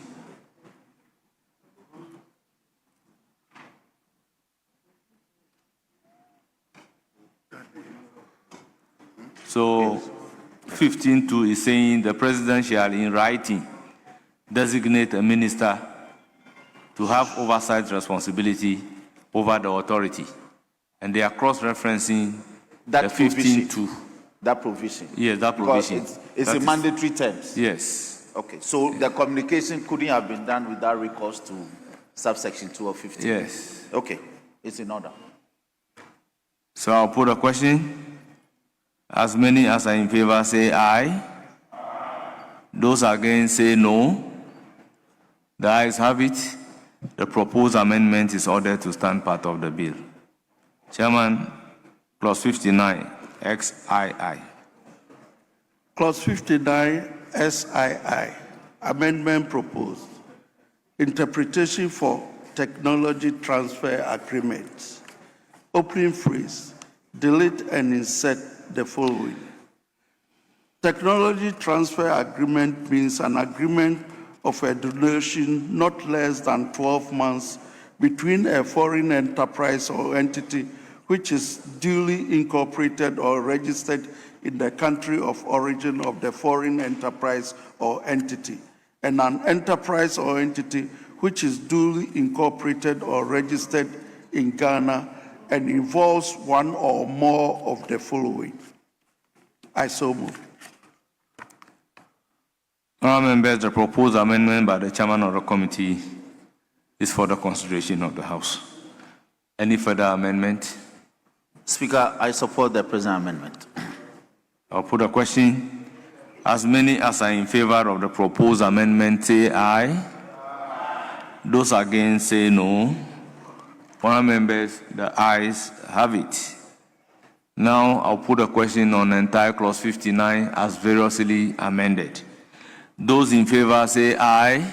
Aye. Those against say no. The ayes have it. Clause 59 is ordered to stand part of the bill.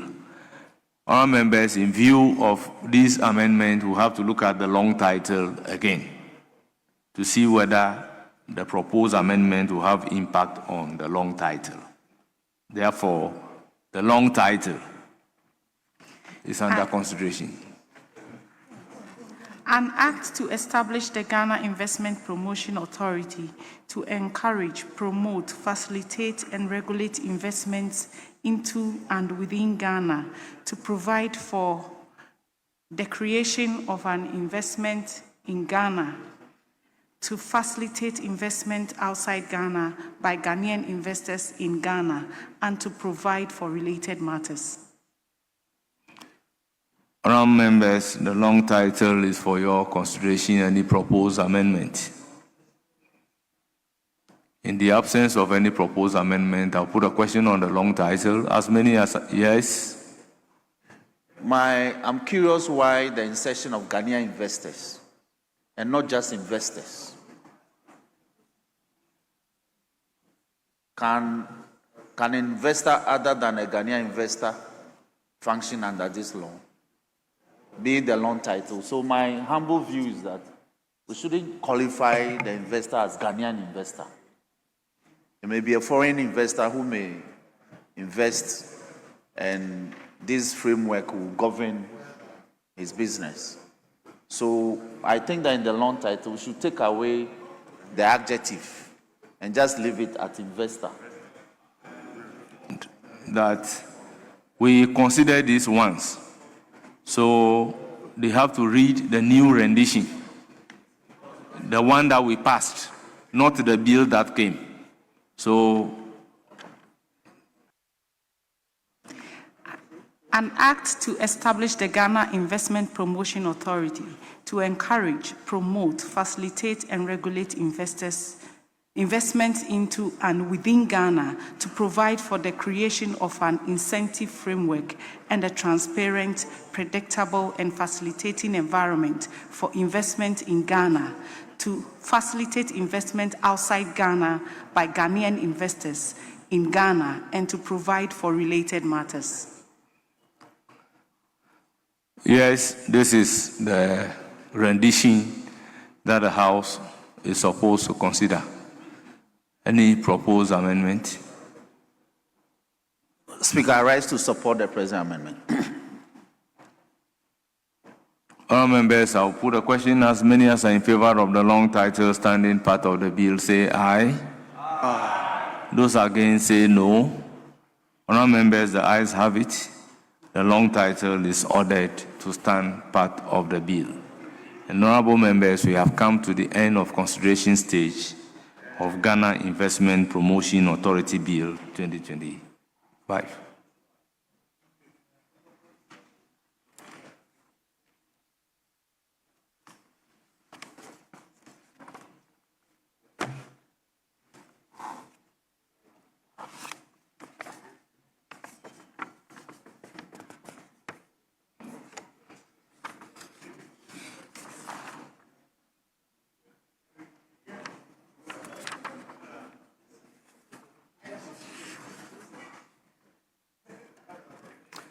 Yes, Majority Leader.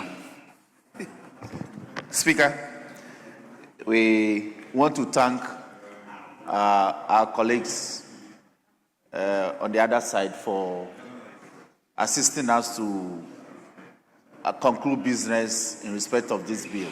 We thank them so much. My brother, Minority Chief Whip, I'm showing gratitude for your understanding and helping us to navigate this. You know, because of the issue after the recession, I thank you for helping us. So, Mr. Speaker, May I pray that we vary business and return to what? 44. Let's, it's okay.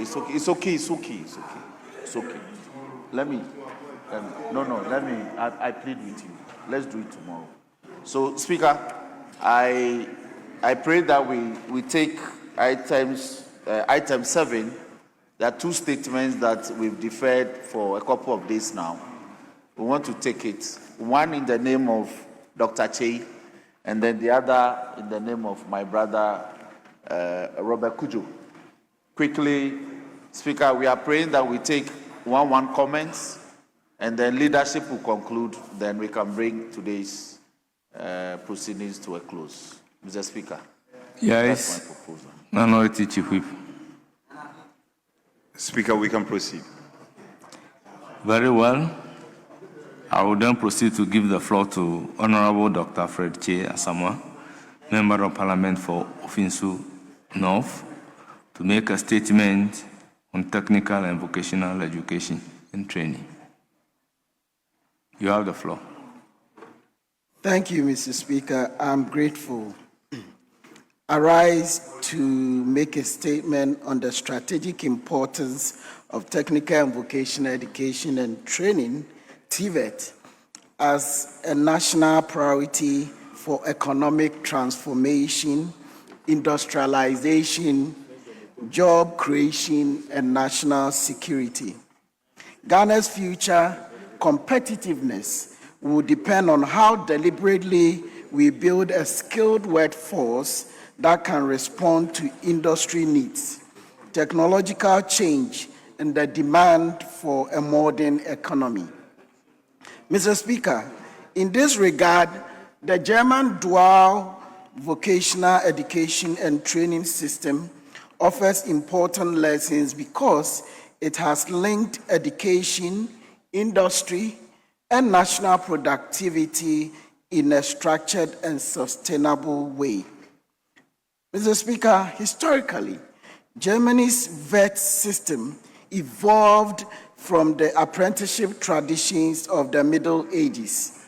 However, following the devastation of the Second World War, Germany recognized that rebuilding its economy required a highly skilled workforce.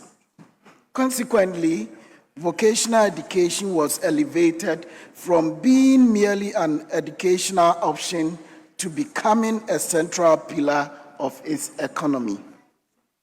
Germany's commitment to TVET is reflected in the skill and structure of its system.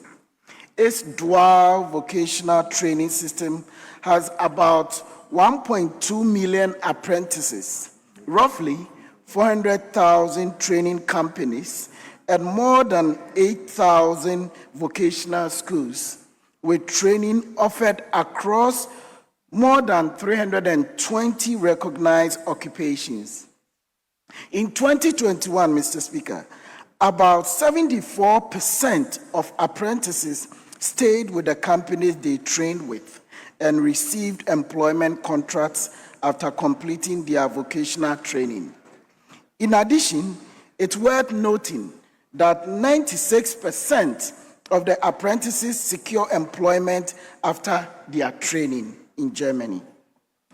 A visit to the Deutsche Bundestag, that is the German parliament, the German Chamber of Industry and Commerce, the BVG Training Center in Berlin, Bonn-Rhein State University of Applied Sciences, AXA Insurance Group in Bonn, and the German Federal Institute of Vocational Education and Training, DAB BIBB, confirmed one central lesson: effective TVET must integrate theory, practical training, and real workplace experience.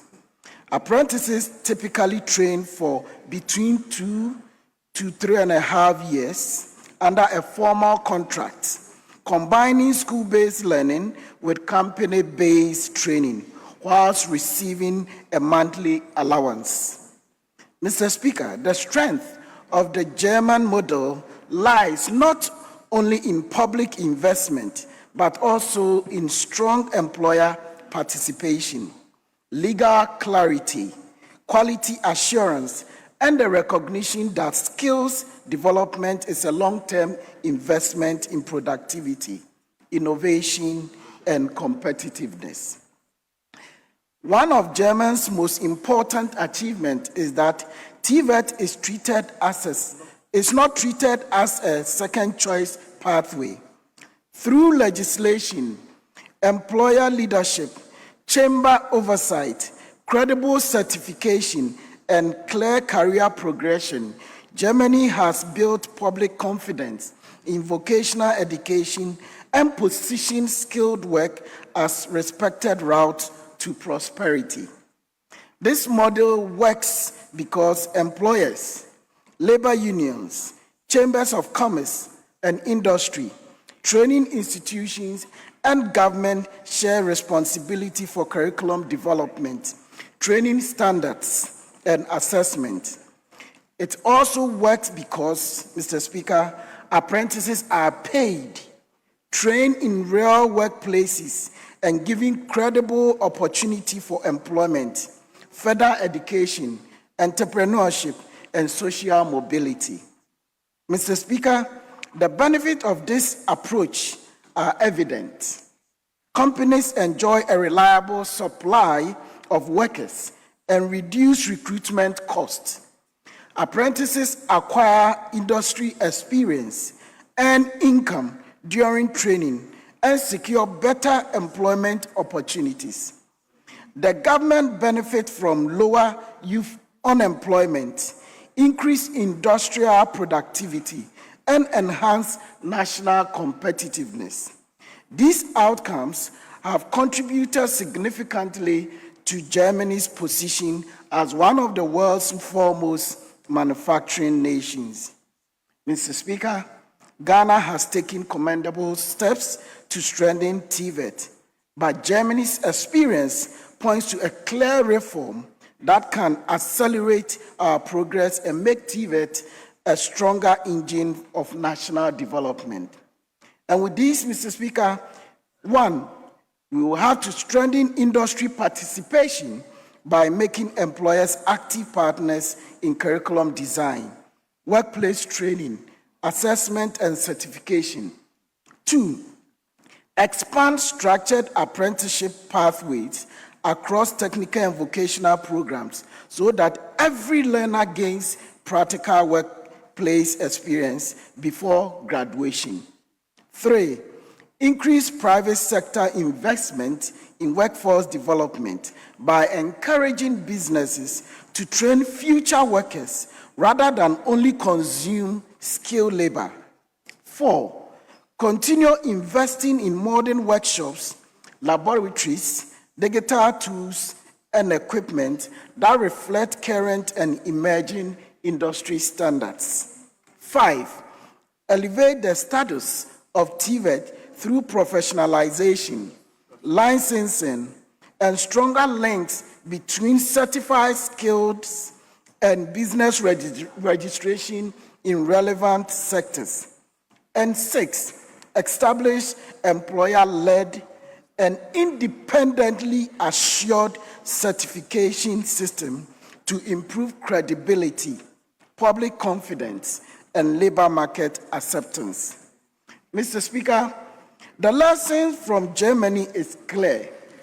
Sustainable economic transformation is built on a skilled workforce, and that workforce must be deliberately developed through investment, industry partnership, effective governance, and a national culture that values technical competence. As artificial intelligence and new technologies reshape the global labor market, Ghana must prepare its youth not only to seek jobs, but to create value, build enterprises, and compete in the industries of the future. I therefore call on government, parliament, industry, educational institutions, development partners, and all stakeholders to deepen their commitment to TVET and build a coordinated national skills system that is capable of training and driving Ghana's industrialization, youth employment, innovation, and long-term competitiveness. Mr. Speaker, I thank you for the opportunity to make this statement. Yes, it's time for comment, Honorable Sohini. Thank you very much, Right Honorable Speaker, for the opportunity to contribute to the very beautiful statement made by my honorable colleague to highlight the importance of technical and vocational training and its impact to national growth. The Speaker, I took note of the comparison with the German model.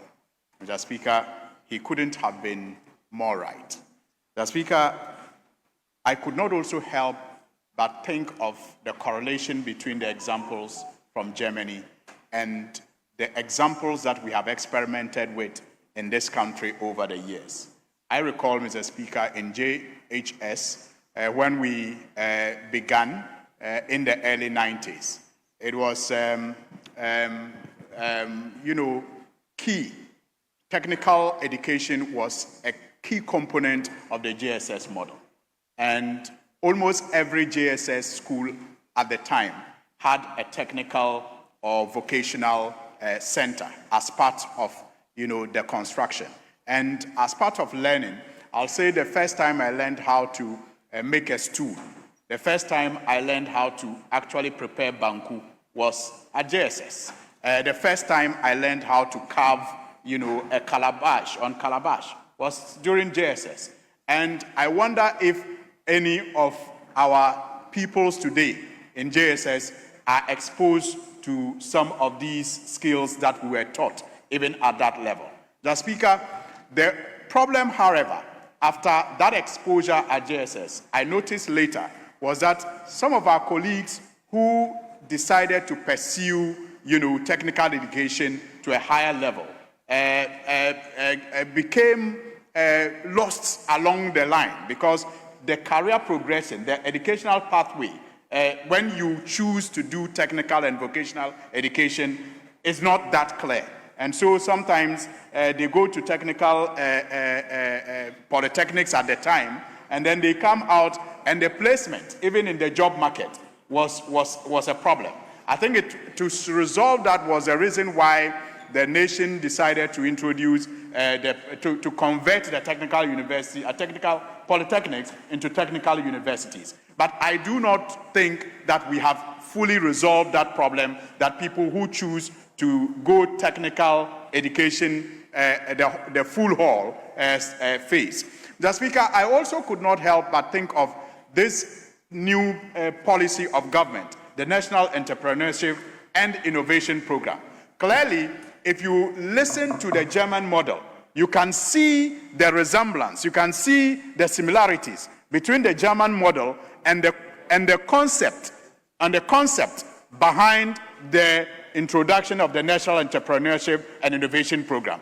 The only problem we may be faced with now is the legal clarity that, according to his presentation, the German model has, and then the national acceptance that the German model has. If we are able to come together as a country and see this program, perhaps as a national program, that can help fine-tune, the technical and vocational education in this country, given the fact that we all accept that as a developing nation, it is the best way to provide jobs and employment for our people. I mean, today we all complain that even for building for putting up buildings, for putting up, infrastructure generally, we depend largely on citizens from our neighboring countries because they are more trustworthy, they are more skilled, and we know how much they earn as a result of this. And yet we have many of our young people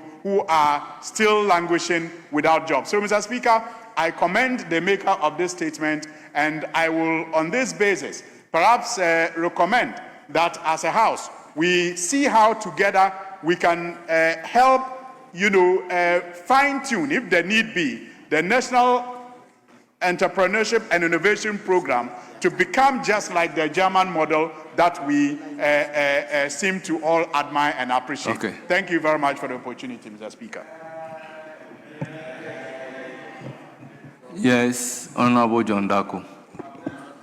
Speaker, thank you very much for this opportunity to comment on the lucid statement made by my brother, the MP for Offenso North. Mr. Speaker, this statement is not only timely, but very, very important. Mr. Speaker, especially looking at the spectacular failure of the government's 133 policy. Mr. Speaker, the government of the day promised that through its policy, it will provide jobs for the Ghanaian youth, and that you have one job with 3 people will engage. They should keep your time. Yes, majority. Mr. Speaker, this particular failure. Please, they are keeping your time. I recognize the majority. Sorry, Mr. Speaker. Speaker, the rule is very clear in commenting on a member's statement. Don't engage in controversies. Please, make your comments, but avoid comments that will generate controversies, with all due respect. Thank you very much, Mr. Speaker. I believe that the people of Ghana will be the best judges whether in the past 17 or so months the so-called program to Honorable John Dako, please respect where is it? There's our no standing orders. For the people of Ghana, Mr. Respect Speaker. our standing orders. Yeah, Mr. A Speaker. statement, comment on a statement must not generate debate. Mr. Speaker, I have not generated any debate. It is the majority chief who is generating debate from my innocuous statement. The statement is that this government has failed to, as it were, make provision Honorable for this John Dako, 133. once you will not heed to the advice from the Speaker, kindly resume your seat. Mr. Speaker. Please resume your seat. Mr. Speaker, what? Now we kindly resume your seat. Please kindly resume your seat. Honorable John Dako, resume your seat. Honorable John Dako, resume your seat. Yes, minority leadership.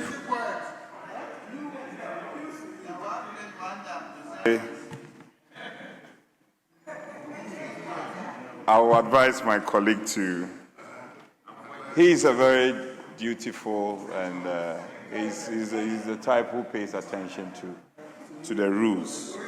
So he may have to revert his mind to 93.5. So I'll plead with my colleague, in as much as there are reasons to criticize this government, we will do it at the appropriate time. Yeah, at the appropriate time. So he should navigate appropriately. And I know he knows what to do. At the appropriate time, he will say what you have to say. So he'll proceed, and he'll be guided accordingly. I have ruled. You have the floor. Speaker, what do you mean? You have the floor. To comment? Yes. Oh, Speaker, I want to yield to him. I rather want to yield to him. He had his opportunity. No, Honourable members, but I want to yield we to are him. here. We are here to provide guidance. Speaker, and when a person presiding, not only me, is giving you guidance, in every parliament, you heed to the guidance. You don't continue the offense. It doesn't happen in any parliament. So when you make a statement which offends the rules and your attention is drawn to it, you depart and then you continue your debate. It is a disrespect to the maize if you keep on stating the point that offends the rules. We would take a cue, and I will unreservedly fall on behalf of my colleague. I'm sure he will have the turn to speak. As we know you as the father of this house. So unreservedly, I want to apologize for he staying on the wrong course when you were continuously trying to to guide him. And so we'll plead with you that he should permit our colleague. And I'm sure this time he'll be guided accordingly. Yes, so we are grateful. Speaker, grateful. I'm very grateful for the opportunity. I apologize unreservedly, Mr. Speaker. Mr. Speaker, I believe that the statement by my brother is timely in the sense that, Mr. Speaker, the level of unemployment in this country is amazing, and the best way that we can create employment is through the funding of TVET programs in the country. The point is that, Mr. Speaker, to the people of Ghana, to the youth of Ghana, no job is coming. The only way you can create jobs is for you to go out there. If you want to be a mason, get education, because the government is not providing you any job. If you want to be a tiler, get education, polish your skill. The government is not bringing you any job. If you want to be an electrician, make sure you have education. This government has no job for you. If you want to be a carpenter, get education. Make sure that you polish your skills. This is what TVET provides.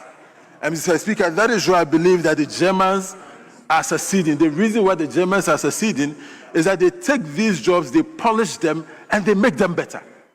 And so I'll plead with my brothers and sisters in this country, the youth of this country, that if you are waiting for the government to provide you white-collar job, please, it is not coming.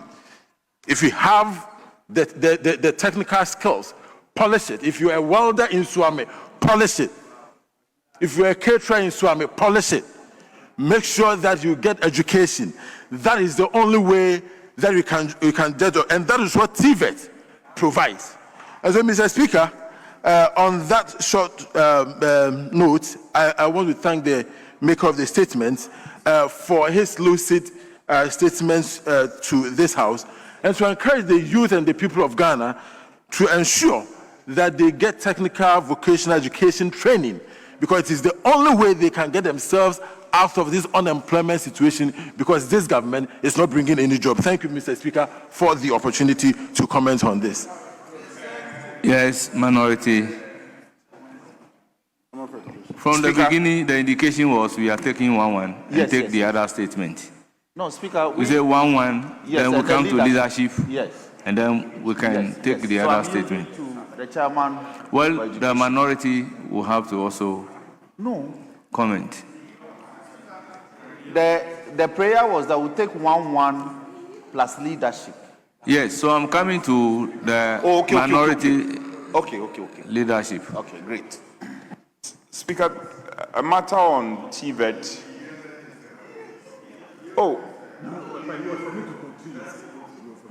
Speaker, I actually yielded to him, so it should stand as I proposed. Very well, majority. Speaker, I yield to the Honorable Chairman for Education. Yes, you have the floor. Yeah, thank you, Mr. Speaker. Mr. Speaker, I associate myself with the statement made by Honorable Dr. Fred Che Asamoah, MP for Ofinso North constituency. Yes, as he rightly said, we had the opportunity to be in Germany to understudy the dual TVET system. The program or the trip was sponsored by Get Fund, and we are grateful to Get Fund for that opportunity. Yeah, the dual system, as he mentioned, in Germany is such that apprentices who are students and workers as well have a dual opportunity. You could spend 3 days on training, that is practical training, and then 2 days normal lectures. And part of it is that the industry pays a stipend to each apprentice. And that is what is helping make people have or develop interest in TVET programs in Germany. Now, it is also important to know that in Germany, the government is not involved in payment of allowances to apprentices. It is the industry that does that, and it is working perfectly. So our recommendation is that we should adopt their system and see what role industry can play. Do we, as a nation, introduce incentives to companies or industries that will engage these apprentices? Because we have also even found it difficult that in Ghana, what happens is that many companies or industries are not ready to engage these apprentices for training or practical work. And that is also another challenge we need to look at critically. Mr. Speaker, a few years ago, we absorbed or changed some of these polytechnics into technical universities. And this was the reason for which it was done. But we have observed that many of these technical universities have abandoned their core mandates. They are now running these business programs, social sciences, and they are losing focus. I think as a nation and as a house, we need to look at it carefully. They must go back to the mandate that was given to them by the law so that they can focus on their mandate and provide technical and vocational education in the country. Some of them are even offering a PhD in business management and other programs that are not technically and vocationally related. So, Mr. Speaker, we have a long way to go, and as a house, we need to look at this carefully. Mr. Speaker, we also need a framework, a qualification framework for technical and vocational education. This morning, the Committee on Education had the opportunity to meet with CTVET, and this issue came up. What qualification or the name of examination are we giving to these products from technical universities or our technical institute when they write their examinations? It used to be NAPTEX. Now, what do we call it? It was City and Guilds also. What name do we give to their qualifications now? That framework, we must begin to work on it as quickly as possible. So, Mr. Speaker, we need to plan for these programs so that we can benefit from them. Currently, many artisans that we have in this country are foreigners from Togo and Benin, and they do much of the work for us. Years ago, anyone who wanted to go into technical and vocational education was considered to be not academically good. But I don't think that is the case now. Many people are beginning to develop interest in technical and educational vocation, and we need to encourage them. So, Mr. Speaker, the statement is in the right direction. We need to take a critical look at it and then make sure that we support technical and vocational education in the country. With the proposal by His Excellency the President to launch the TVET Fund shortly, I think that will go a long way to promote vocational education in the country. Thank you, Mr. Speaker. Yes, honourable members, let's move to the last statement, standing in the name of Honorable Robert Wisdom Kujo, Member of Parliament for Prestia, Uni Valley. Thank you, Mr. Speaker. Mr. Speaker, my statement is on the increasing use of the ammunition and firearms at festivals, a grave public security concern. Right Honorable Speaker, thank you for the opportunity to bring to the attention of this august House an issue of grave national security and public safety concern, one that continues to claim innocent lives and cause avoidable tragedies across the country. Mr. Speaker, our traditional festivals are sacred pillars of our cultural heritage. They are celebrated to promote unity, honor, and our ancestors, preserve our tradition, and foster community development. From the Bungun Fire Festival and the Fiok Festival in the north to the Ojra, Hobetitu, and Homo in the south, these gatherings are intended to showcase the beauty of Ghanaian culture, peace, and hospitality. However, Mr. Speaker, the traditional practice of musketry, which historically involved the use of blank gunpowder to produce symbolic gun salute, that is the boom, during festivals and funerals of chiefs and distinguished personalities, have increasingly been replaced by the use of modern pistols, locally manufactured shotguns, and even assault rifles and loaded with live ammunition. This dangerous trend is gradually transforming joyous cultural celebration into scenes of bloodshed, mourning, and fear. I refer to reckless, unregulated, indiscriminate firing of live ammunition and small arms under the guise of traditional gun salute. Mr. Speaker, this is no longer a hypothetical risk. It is an active public safety and security crisis.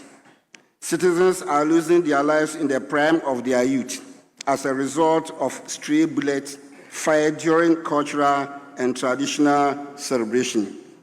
Some of the recent headlines in our national media serve as painful reminders of the consequences of our inaction. 1. Stray bullet kills Bimbila SHS student during Bungum Festival celebration. That is July 2025. 2 dead, several injured in violent clashes during Tishi Homoho Festival, August 2025. Sub-chief shot himself dead to test potency of juju during festival at Ayamfre, May 2026. Ahiriasi Ojura Festival shooting, 1 dead, 4 injured, October 2025. 2 persons dead in a shooting incident at Abosokai, Accra during the Ga Homo Festival celebration, August 2020. Mr. Speaker, these are not isolated incidents. Similar cases are reported almost every year during festivals across the country. The National Commission on Small Arms and Light Weapons has repeatedly highlighted the alarming reality that many of the firearms displayed and discharged at such events are unregistered, on licenses, and therefore illegal. Urgent call to action. Mr. Speaker, we cannot sit back and watch our traditional festivals becoming synonymous with casualties, collateral damage, and avoidable funerals. Tradition must never come at the expense of human life. Our culture should protect the living, not endanger them. I therefore urge this August House to support the following urgent interventions. 1. Strict enforcement by security agencies. The Ghana Police Service, working in collaboration with the municipal and district chief councils, security councils, that is MUSEC and DISEC, must strictly enforce existing laws prohibiting the use of live ammunition at public festivals. Any individual found discharging firearms loaded with live rounds must be arrested and prosecuted without fear or favor. 2. Collaboration with traditional authorities. The National House of Chiefs, traditional councils, and community leaders must work closely with security agencies to sanitize our festivals. Traditional authorities should ensure that only designated, vetted, and licensed individuals are permitted to perform musketry, strictly using blank powder and never live ammunition. Legislative and policy review. The Ministry of Interior, in consultation with Cabinet, should urgently review and strengthen the legal framework governing the ownership, possession, and the use of small arms and light weapons. Existing gaps that allow individuals to misuse firearms with impunity during public gathering must be addressed. In conclusion, Mr. Speaker, as the Member of Parliament for Prestia Hunivari, a constituency that deeply values peace, safety, and community cohesion, I stand here to say that one death is one too many. Let us act decisively today so that future festivals seasons are remembered for development, unity, and cultural pride, not for stray bullets, needless deaths, and broken families. I thank you, Right Honorable Speaker, for the opportunity.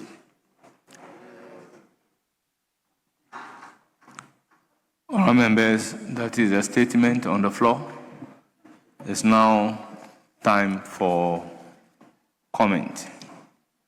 Honourable members, let me admonish that by our rules, there is time for debate and there is time for comment. Regarding statement, we comment on the statement, we don't debate the statement. The rules are very clear. The floor is now open.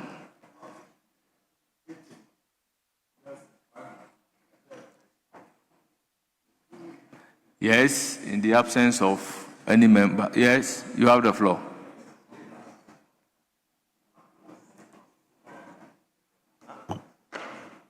Mr. Speaker, thank you so much for the opportunity. I rise to contribute to the statement ably delivered by Honorable Robert Wisdom Kujo, MP for Prestia Honey Valley, on the increasing use of live ammunition and firearms at festivals, a grave public security concern. Mr. Speaker, this statement couldn't have come at the right time. He has cited many examples where stray bullets at funerals, lethal bullets, have caused harm, even deaths. And it is time for us to rise up as a people to look at our culture again.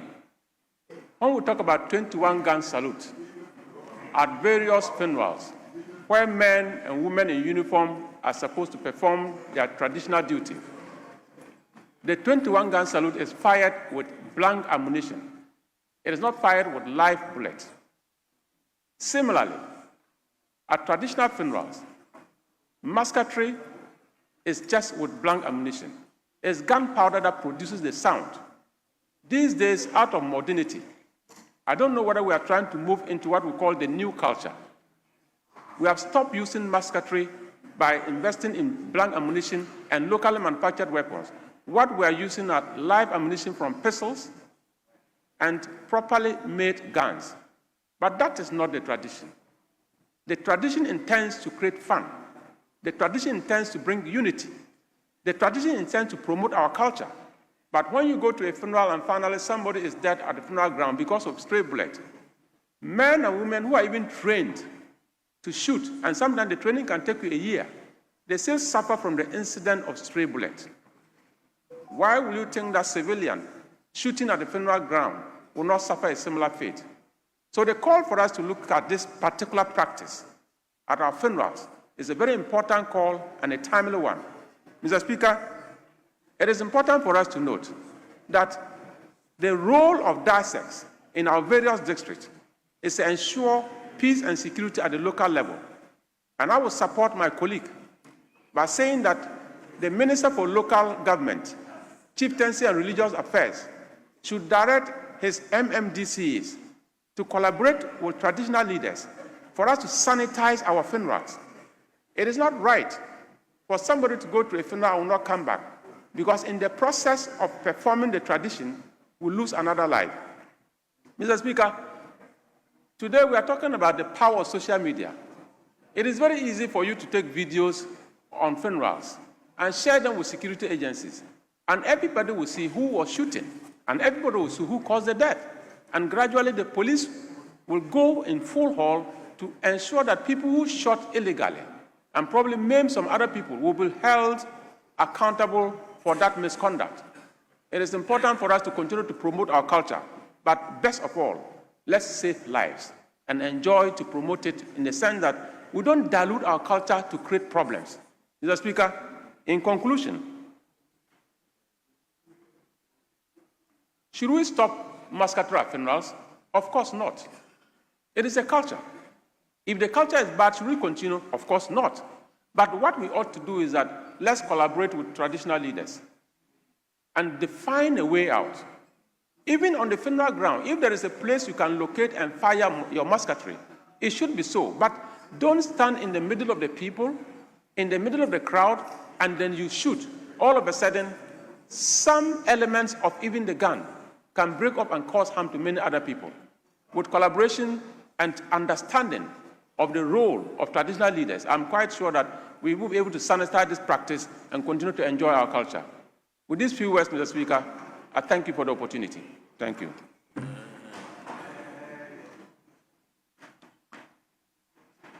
Yes, minority leadership. Very well, you have the floor. Thank you, Honorable Speaker, for the opportunity to also contribute to the statement ably made by my colleague, the Honorable Member for Prestia-Huni Valley. Mr. Speaker, Ghana is known for the beautiful festivals that we have. And Mr. Speaker, our festivals, most especially, are purposely for unity and a display of the beautiful tradition we have as a way of also promoting tourism. And it should not be an occasion for death and injury.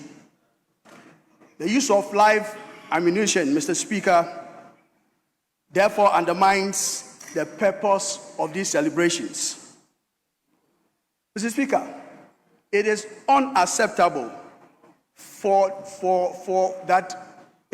unacceptable that during a festival or a funeral celebration, an act that is purposely used, Mr. Speaker, when it comes to funeral, to remember and mourn with the family, to celebrate a life, that occasion should not be a period where another life is lost. It's just unacceptable. Mr. Speaker, but the statement is timely because of the glaring glorification of firearms that we see. There are some videos, Mr. Speaker, that when you watch, you become scary and you wonder where all these ammunitions are coming from. So, Mr. Speaker, it is a security risk for all of us, whether you are close to where the festival was held or a funeral of such is being held. It tells you that once we see these ammunitions, tomorrow, Mr. Speaker, it might be coming to you through robbery. And therefore, Mr. Speaker, it is for all of us to consider the seriousness of this act. Mr. Speaker, victims, as we say, we go to funerals and festivals with the intention of returning back to our family. And Mr. Speaker, it must not be that after attending such an occasion, Mr. Speaker, something that was meant especially for joy, a joyful moment, such as in the case of festivals, like somebody coming to Axim, Mr. Speaker, for the Kundum Festival, only to return back with the news that to the family that the person is deceased, Mr. Speaker. So we have to pay attention to it, Mr. Speaker. Mr. Speaker, but I must commend the Ministry of Interior for the recent collection of ammunition. Mr. Speaker, I believe a period was given for people with firearms to return them. And just this morning, Mr. Speaker, I read from the media that more than 2,000 firearms have been rounded up. And that is a good cause for us. We must commend the minister and also call on all Ghanaians. Citizens must report, Mr. Speaker. We live in a country where we sometimes feel that we are unconcerned because what we're seeing is not close to where we stay, Mr. Speaker. But if we don't collaborate with the Minister of Interior to report such cases, Mr. Speaker, the threat that it comes with might be knocking at our doors. Mr. Speaker, I believe that this message must not only remain in this chamber, but Mr. Speaker, must go out there I always make a statement. I always say that, Mr. Speaker, we need to take advantage of social media also. And there must be a desk at every ministry where TikTok, where also, Mr. Speaker, contents are produced on TikTok. So that when you're on TikTok, you don't only watch unnecessary, forgive me to say, Mr. Speaker, unnecessary stuff, but deliberate education on how to protect lives in this country. Mr. Speaker, in rounding up, Mr. Speaker, our culture should be a source of pride, not pain. So let us preserve the drums, the dance, the language, and the tradition, but let us not end the recklessness use of live ammunition, which, Mr. Speaker, takes life. I thank you, Mr. Speaker, for the opportunity to contribute to the statement. Thank you. Yes, Majority Chief. Speaker, let me commend my brother Wisdom for bringing this matter to the attention of the House. Speaker, we are at risk, especially because even certified and licensed security companies that are not supposed to bear arms are bearing arms and are misusing the arms that they bear unlawfully. And so, Mr. Speaker, the hint by my brother Noku that a directive by the Ministry of Interior that people should surrender their weapons willingly, and so far about 2,000 weapons are recorded to have been surrendered willingly, is commendable. Speaker, all manner of people are in possession of firearms now, and at the least provocation, they want to unleash their firearms on innocent citizens. So we should, as a House, Speaker, if as the chair, I want to pray that this statement be referred to the Committee on Defense and Interior, because it's such a very topical matter. Speaker, you may be aware that as we speak, our former leader of this House suffered a similar fate a couple of days ago, and she's on admission. The story would have been different, but for some providence. And so the unlawful use of firearms must really be checked. Some attention must be paid to that matter. And this is not the only reported case.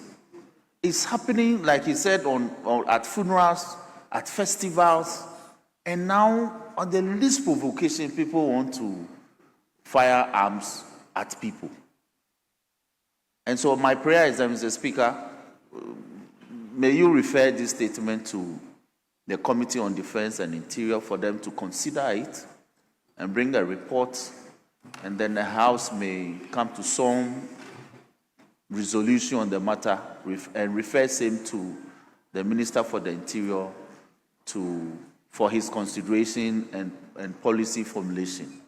Mr. Speaker, with these words, I thank you for the opportunity, and once more, I commend the member for Pristi Ahuni Valley for making this very important statement. Thank you. Honourable members, instead of referring the statement to a committee, I would rather direct that the statement be transmitted to the Minister responsible for Interior for his perusal and necessary action. Honourable members, we've come to the end of statements. Yes, Majority Chief Whip. Speaker, it's 5:39. By my reckoning, we haven't done quite 5 hours yet. And so, Mr. Speaker, may I pray that we adjourn the House. So, Mr. Speaker, on these terms, I move that the House be adjourned until tomorrow midday. Mr. Speaker, I so move. Yes.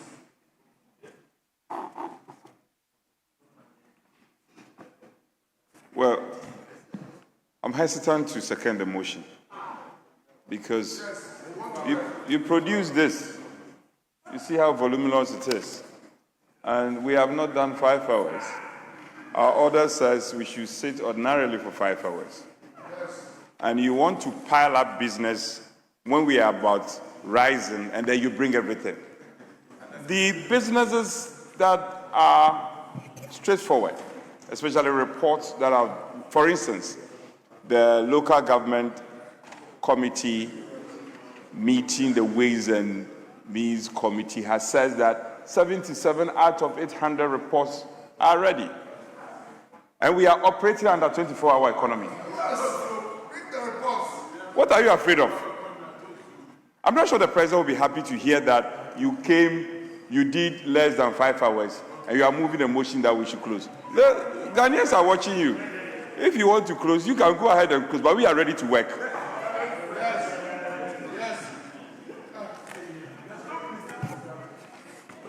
Speaker, instead of my brother seconding the motion, decided to address the House. But let the record reflect that we took 9 questions today. We moved as many as 5 motions advertised on the order paper. We took motion in respect of rescission, did consideration, and completed it. For all this done within 5 hours. So, Mr. Speaker, you should second the motion. Honorable Majority, Yes. Chief Whip. Yes, Mr. Speaker. Item number 34, Community Service Bill at consideration stage.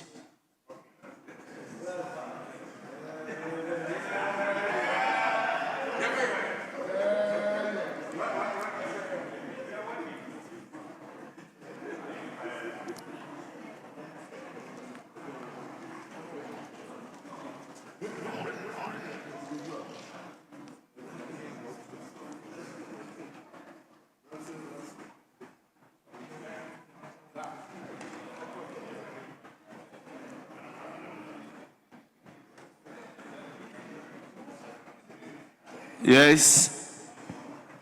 Let's turn to page 20. Item numbered 1.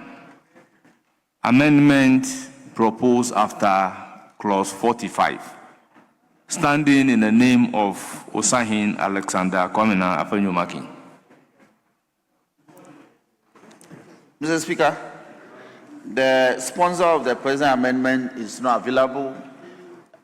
There's no indication that anybody has been sponsored to take this on his behalf, so it should be deemed as abandoned, Mr. Speaker. Normally, we'll see whether he has instructed somebody to take the amendment. Is anybody instructed to take the amendment? Speaker, very well. There's no such indication. Then we'll take it that the proposed amendment is accordingly abandoned. Item numbered 2 at page 20. Proposed amendment standing in the name of Osahin Alexander Komena Afenyomakin. Is anybody instructed to move the amendment? Other members will take it the same is also abandoned. Abandoned, Mr. Speaker, yes. Item numbered 3. I to clause 53. Speaker, there's no indication that the sponsor has instructed anybody to take this on his behalf, so it should be deemed as abandoned, Mr. Speaker.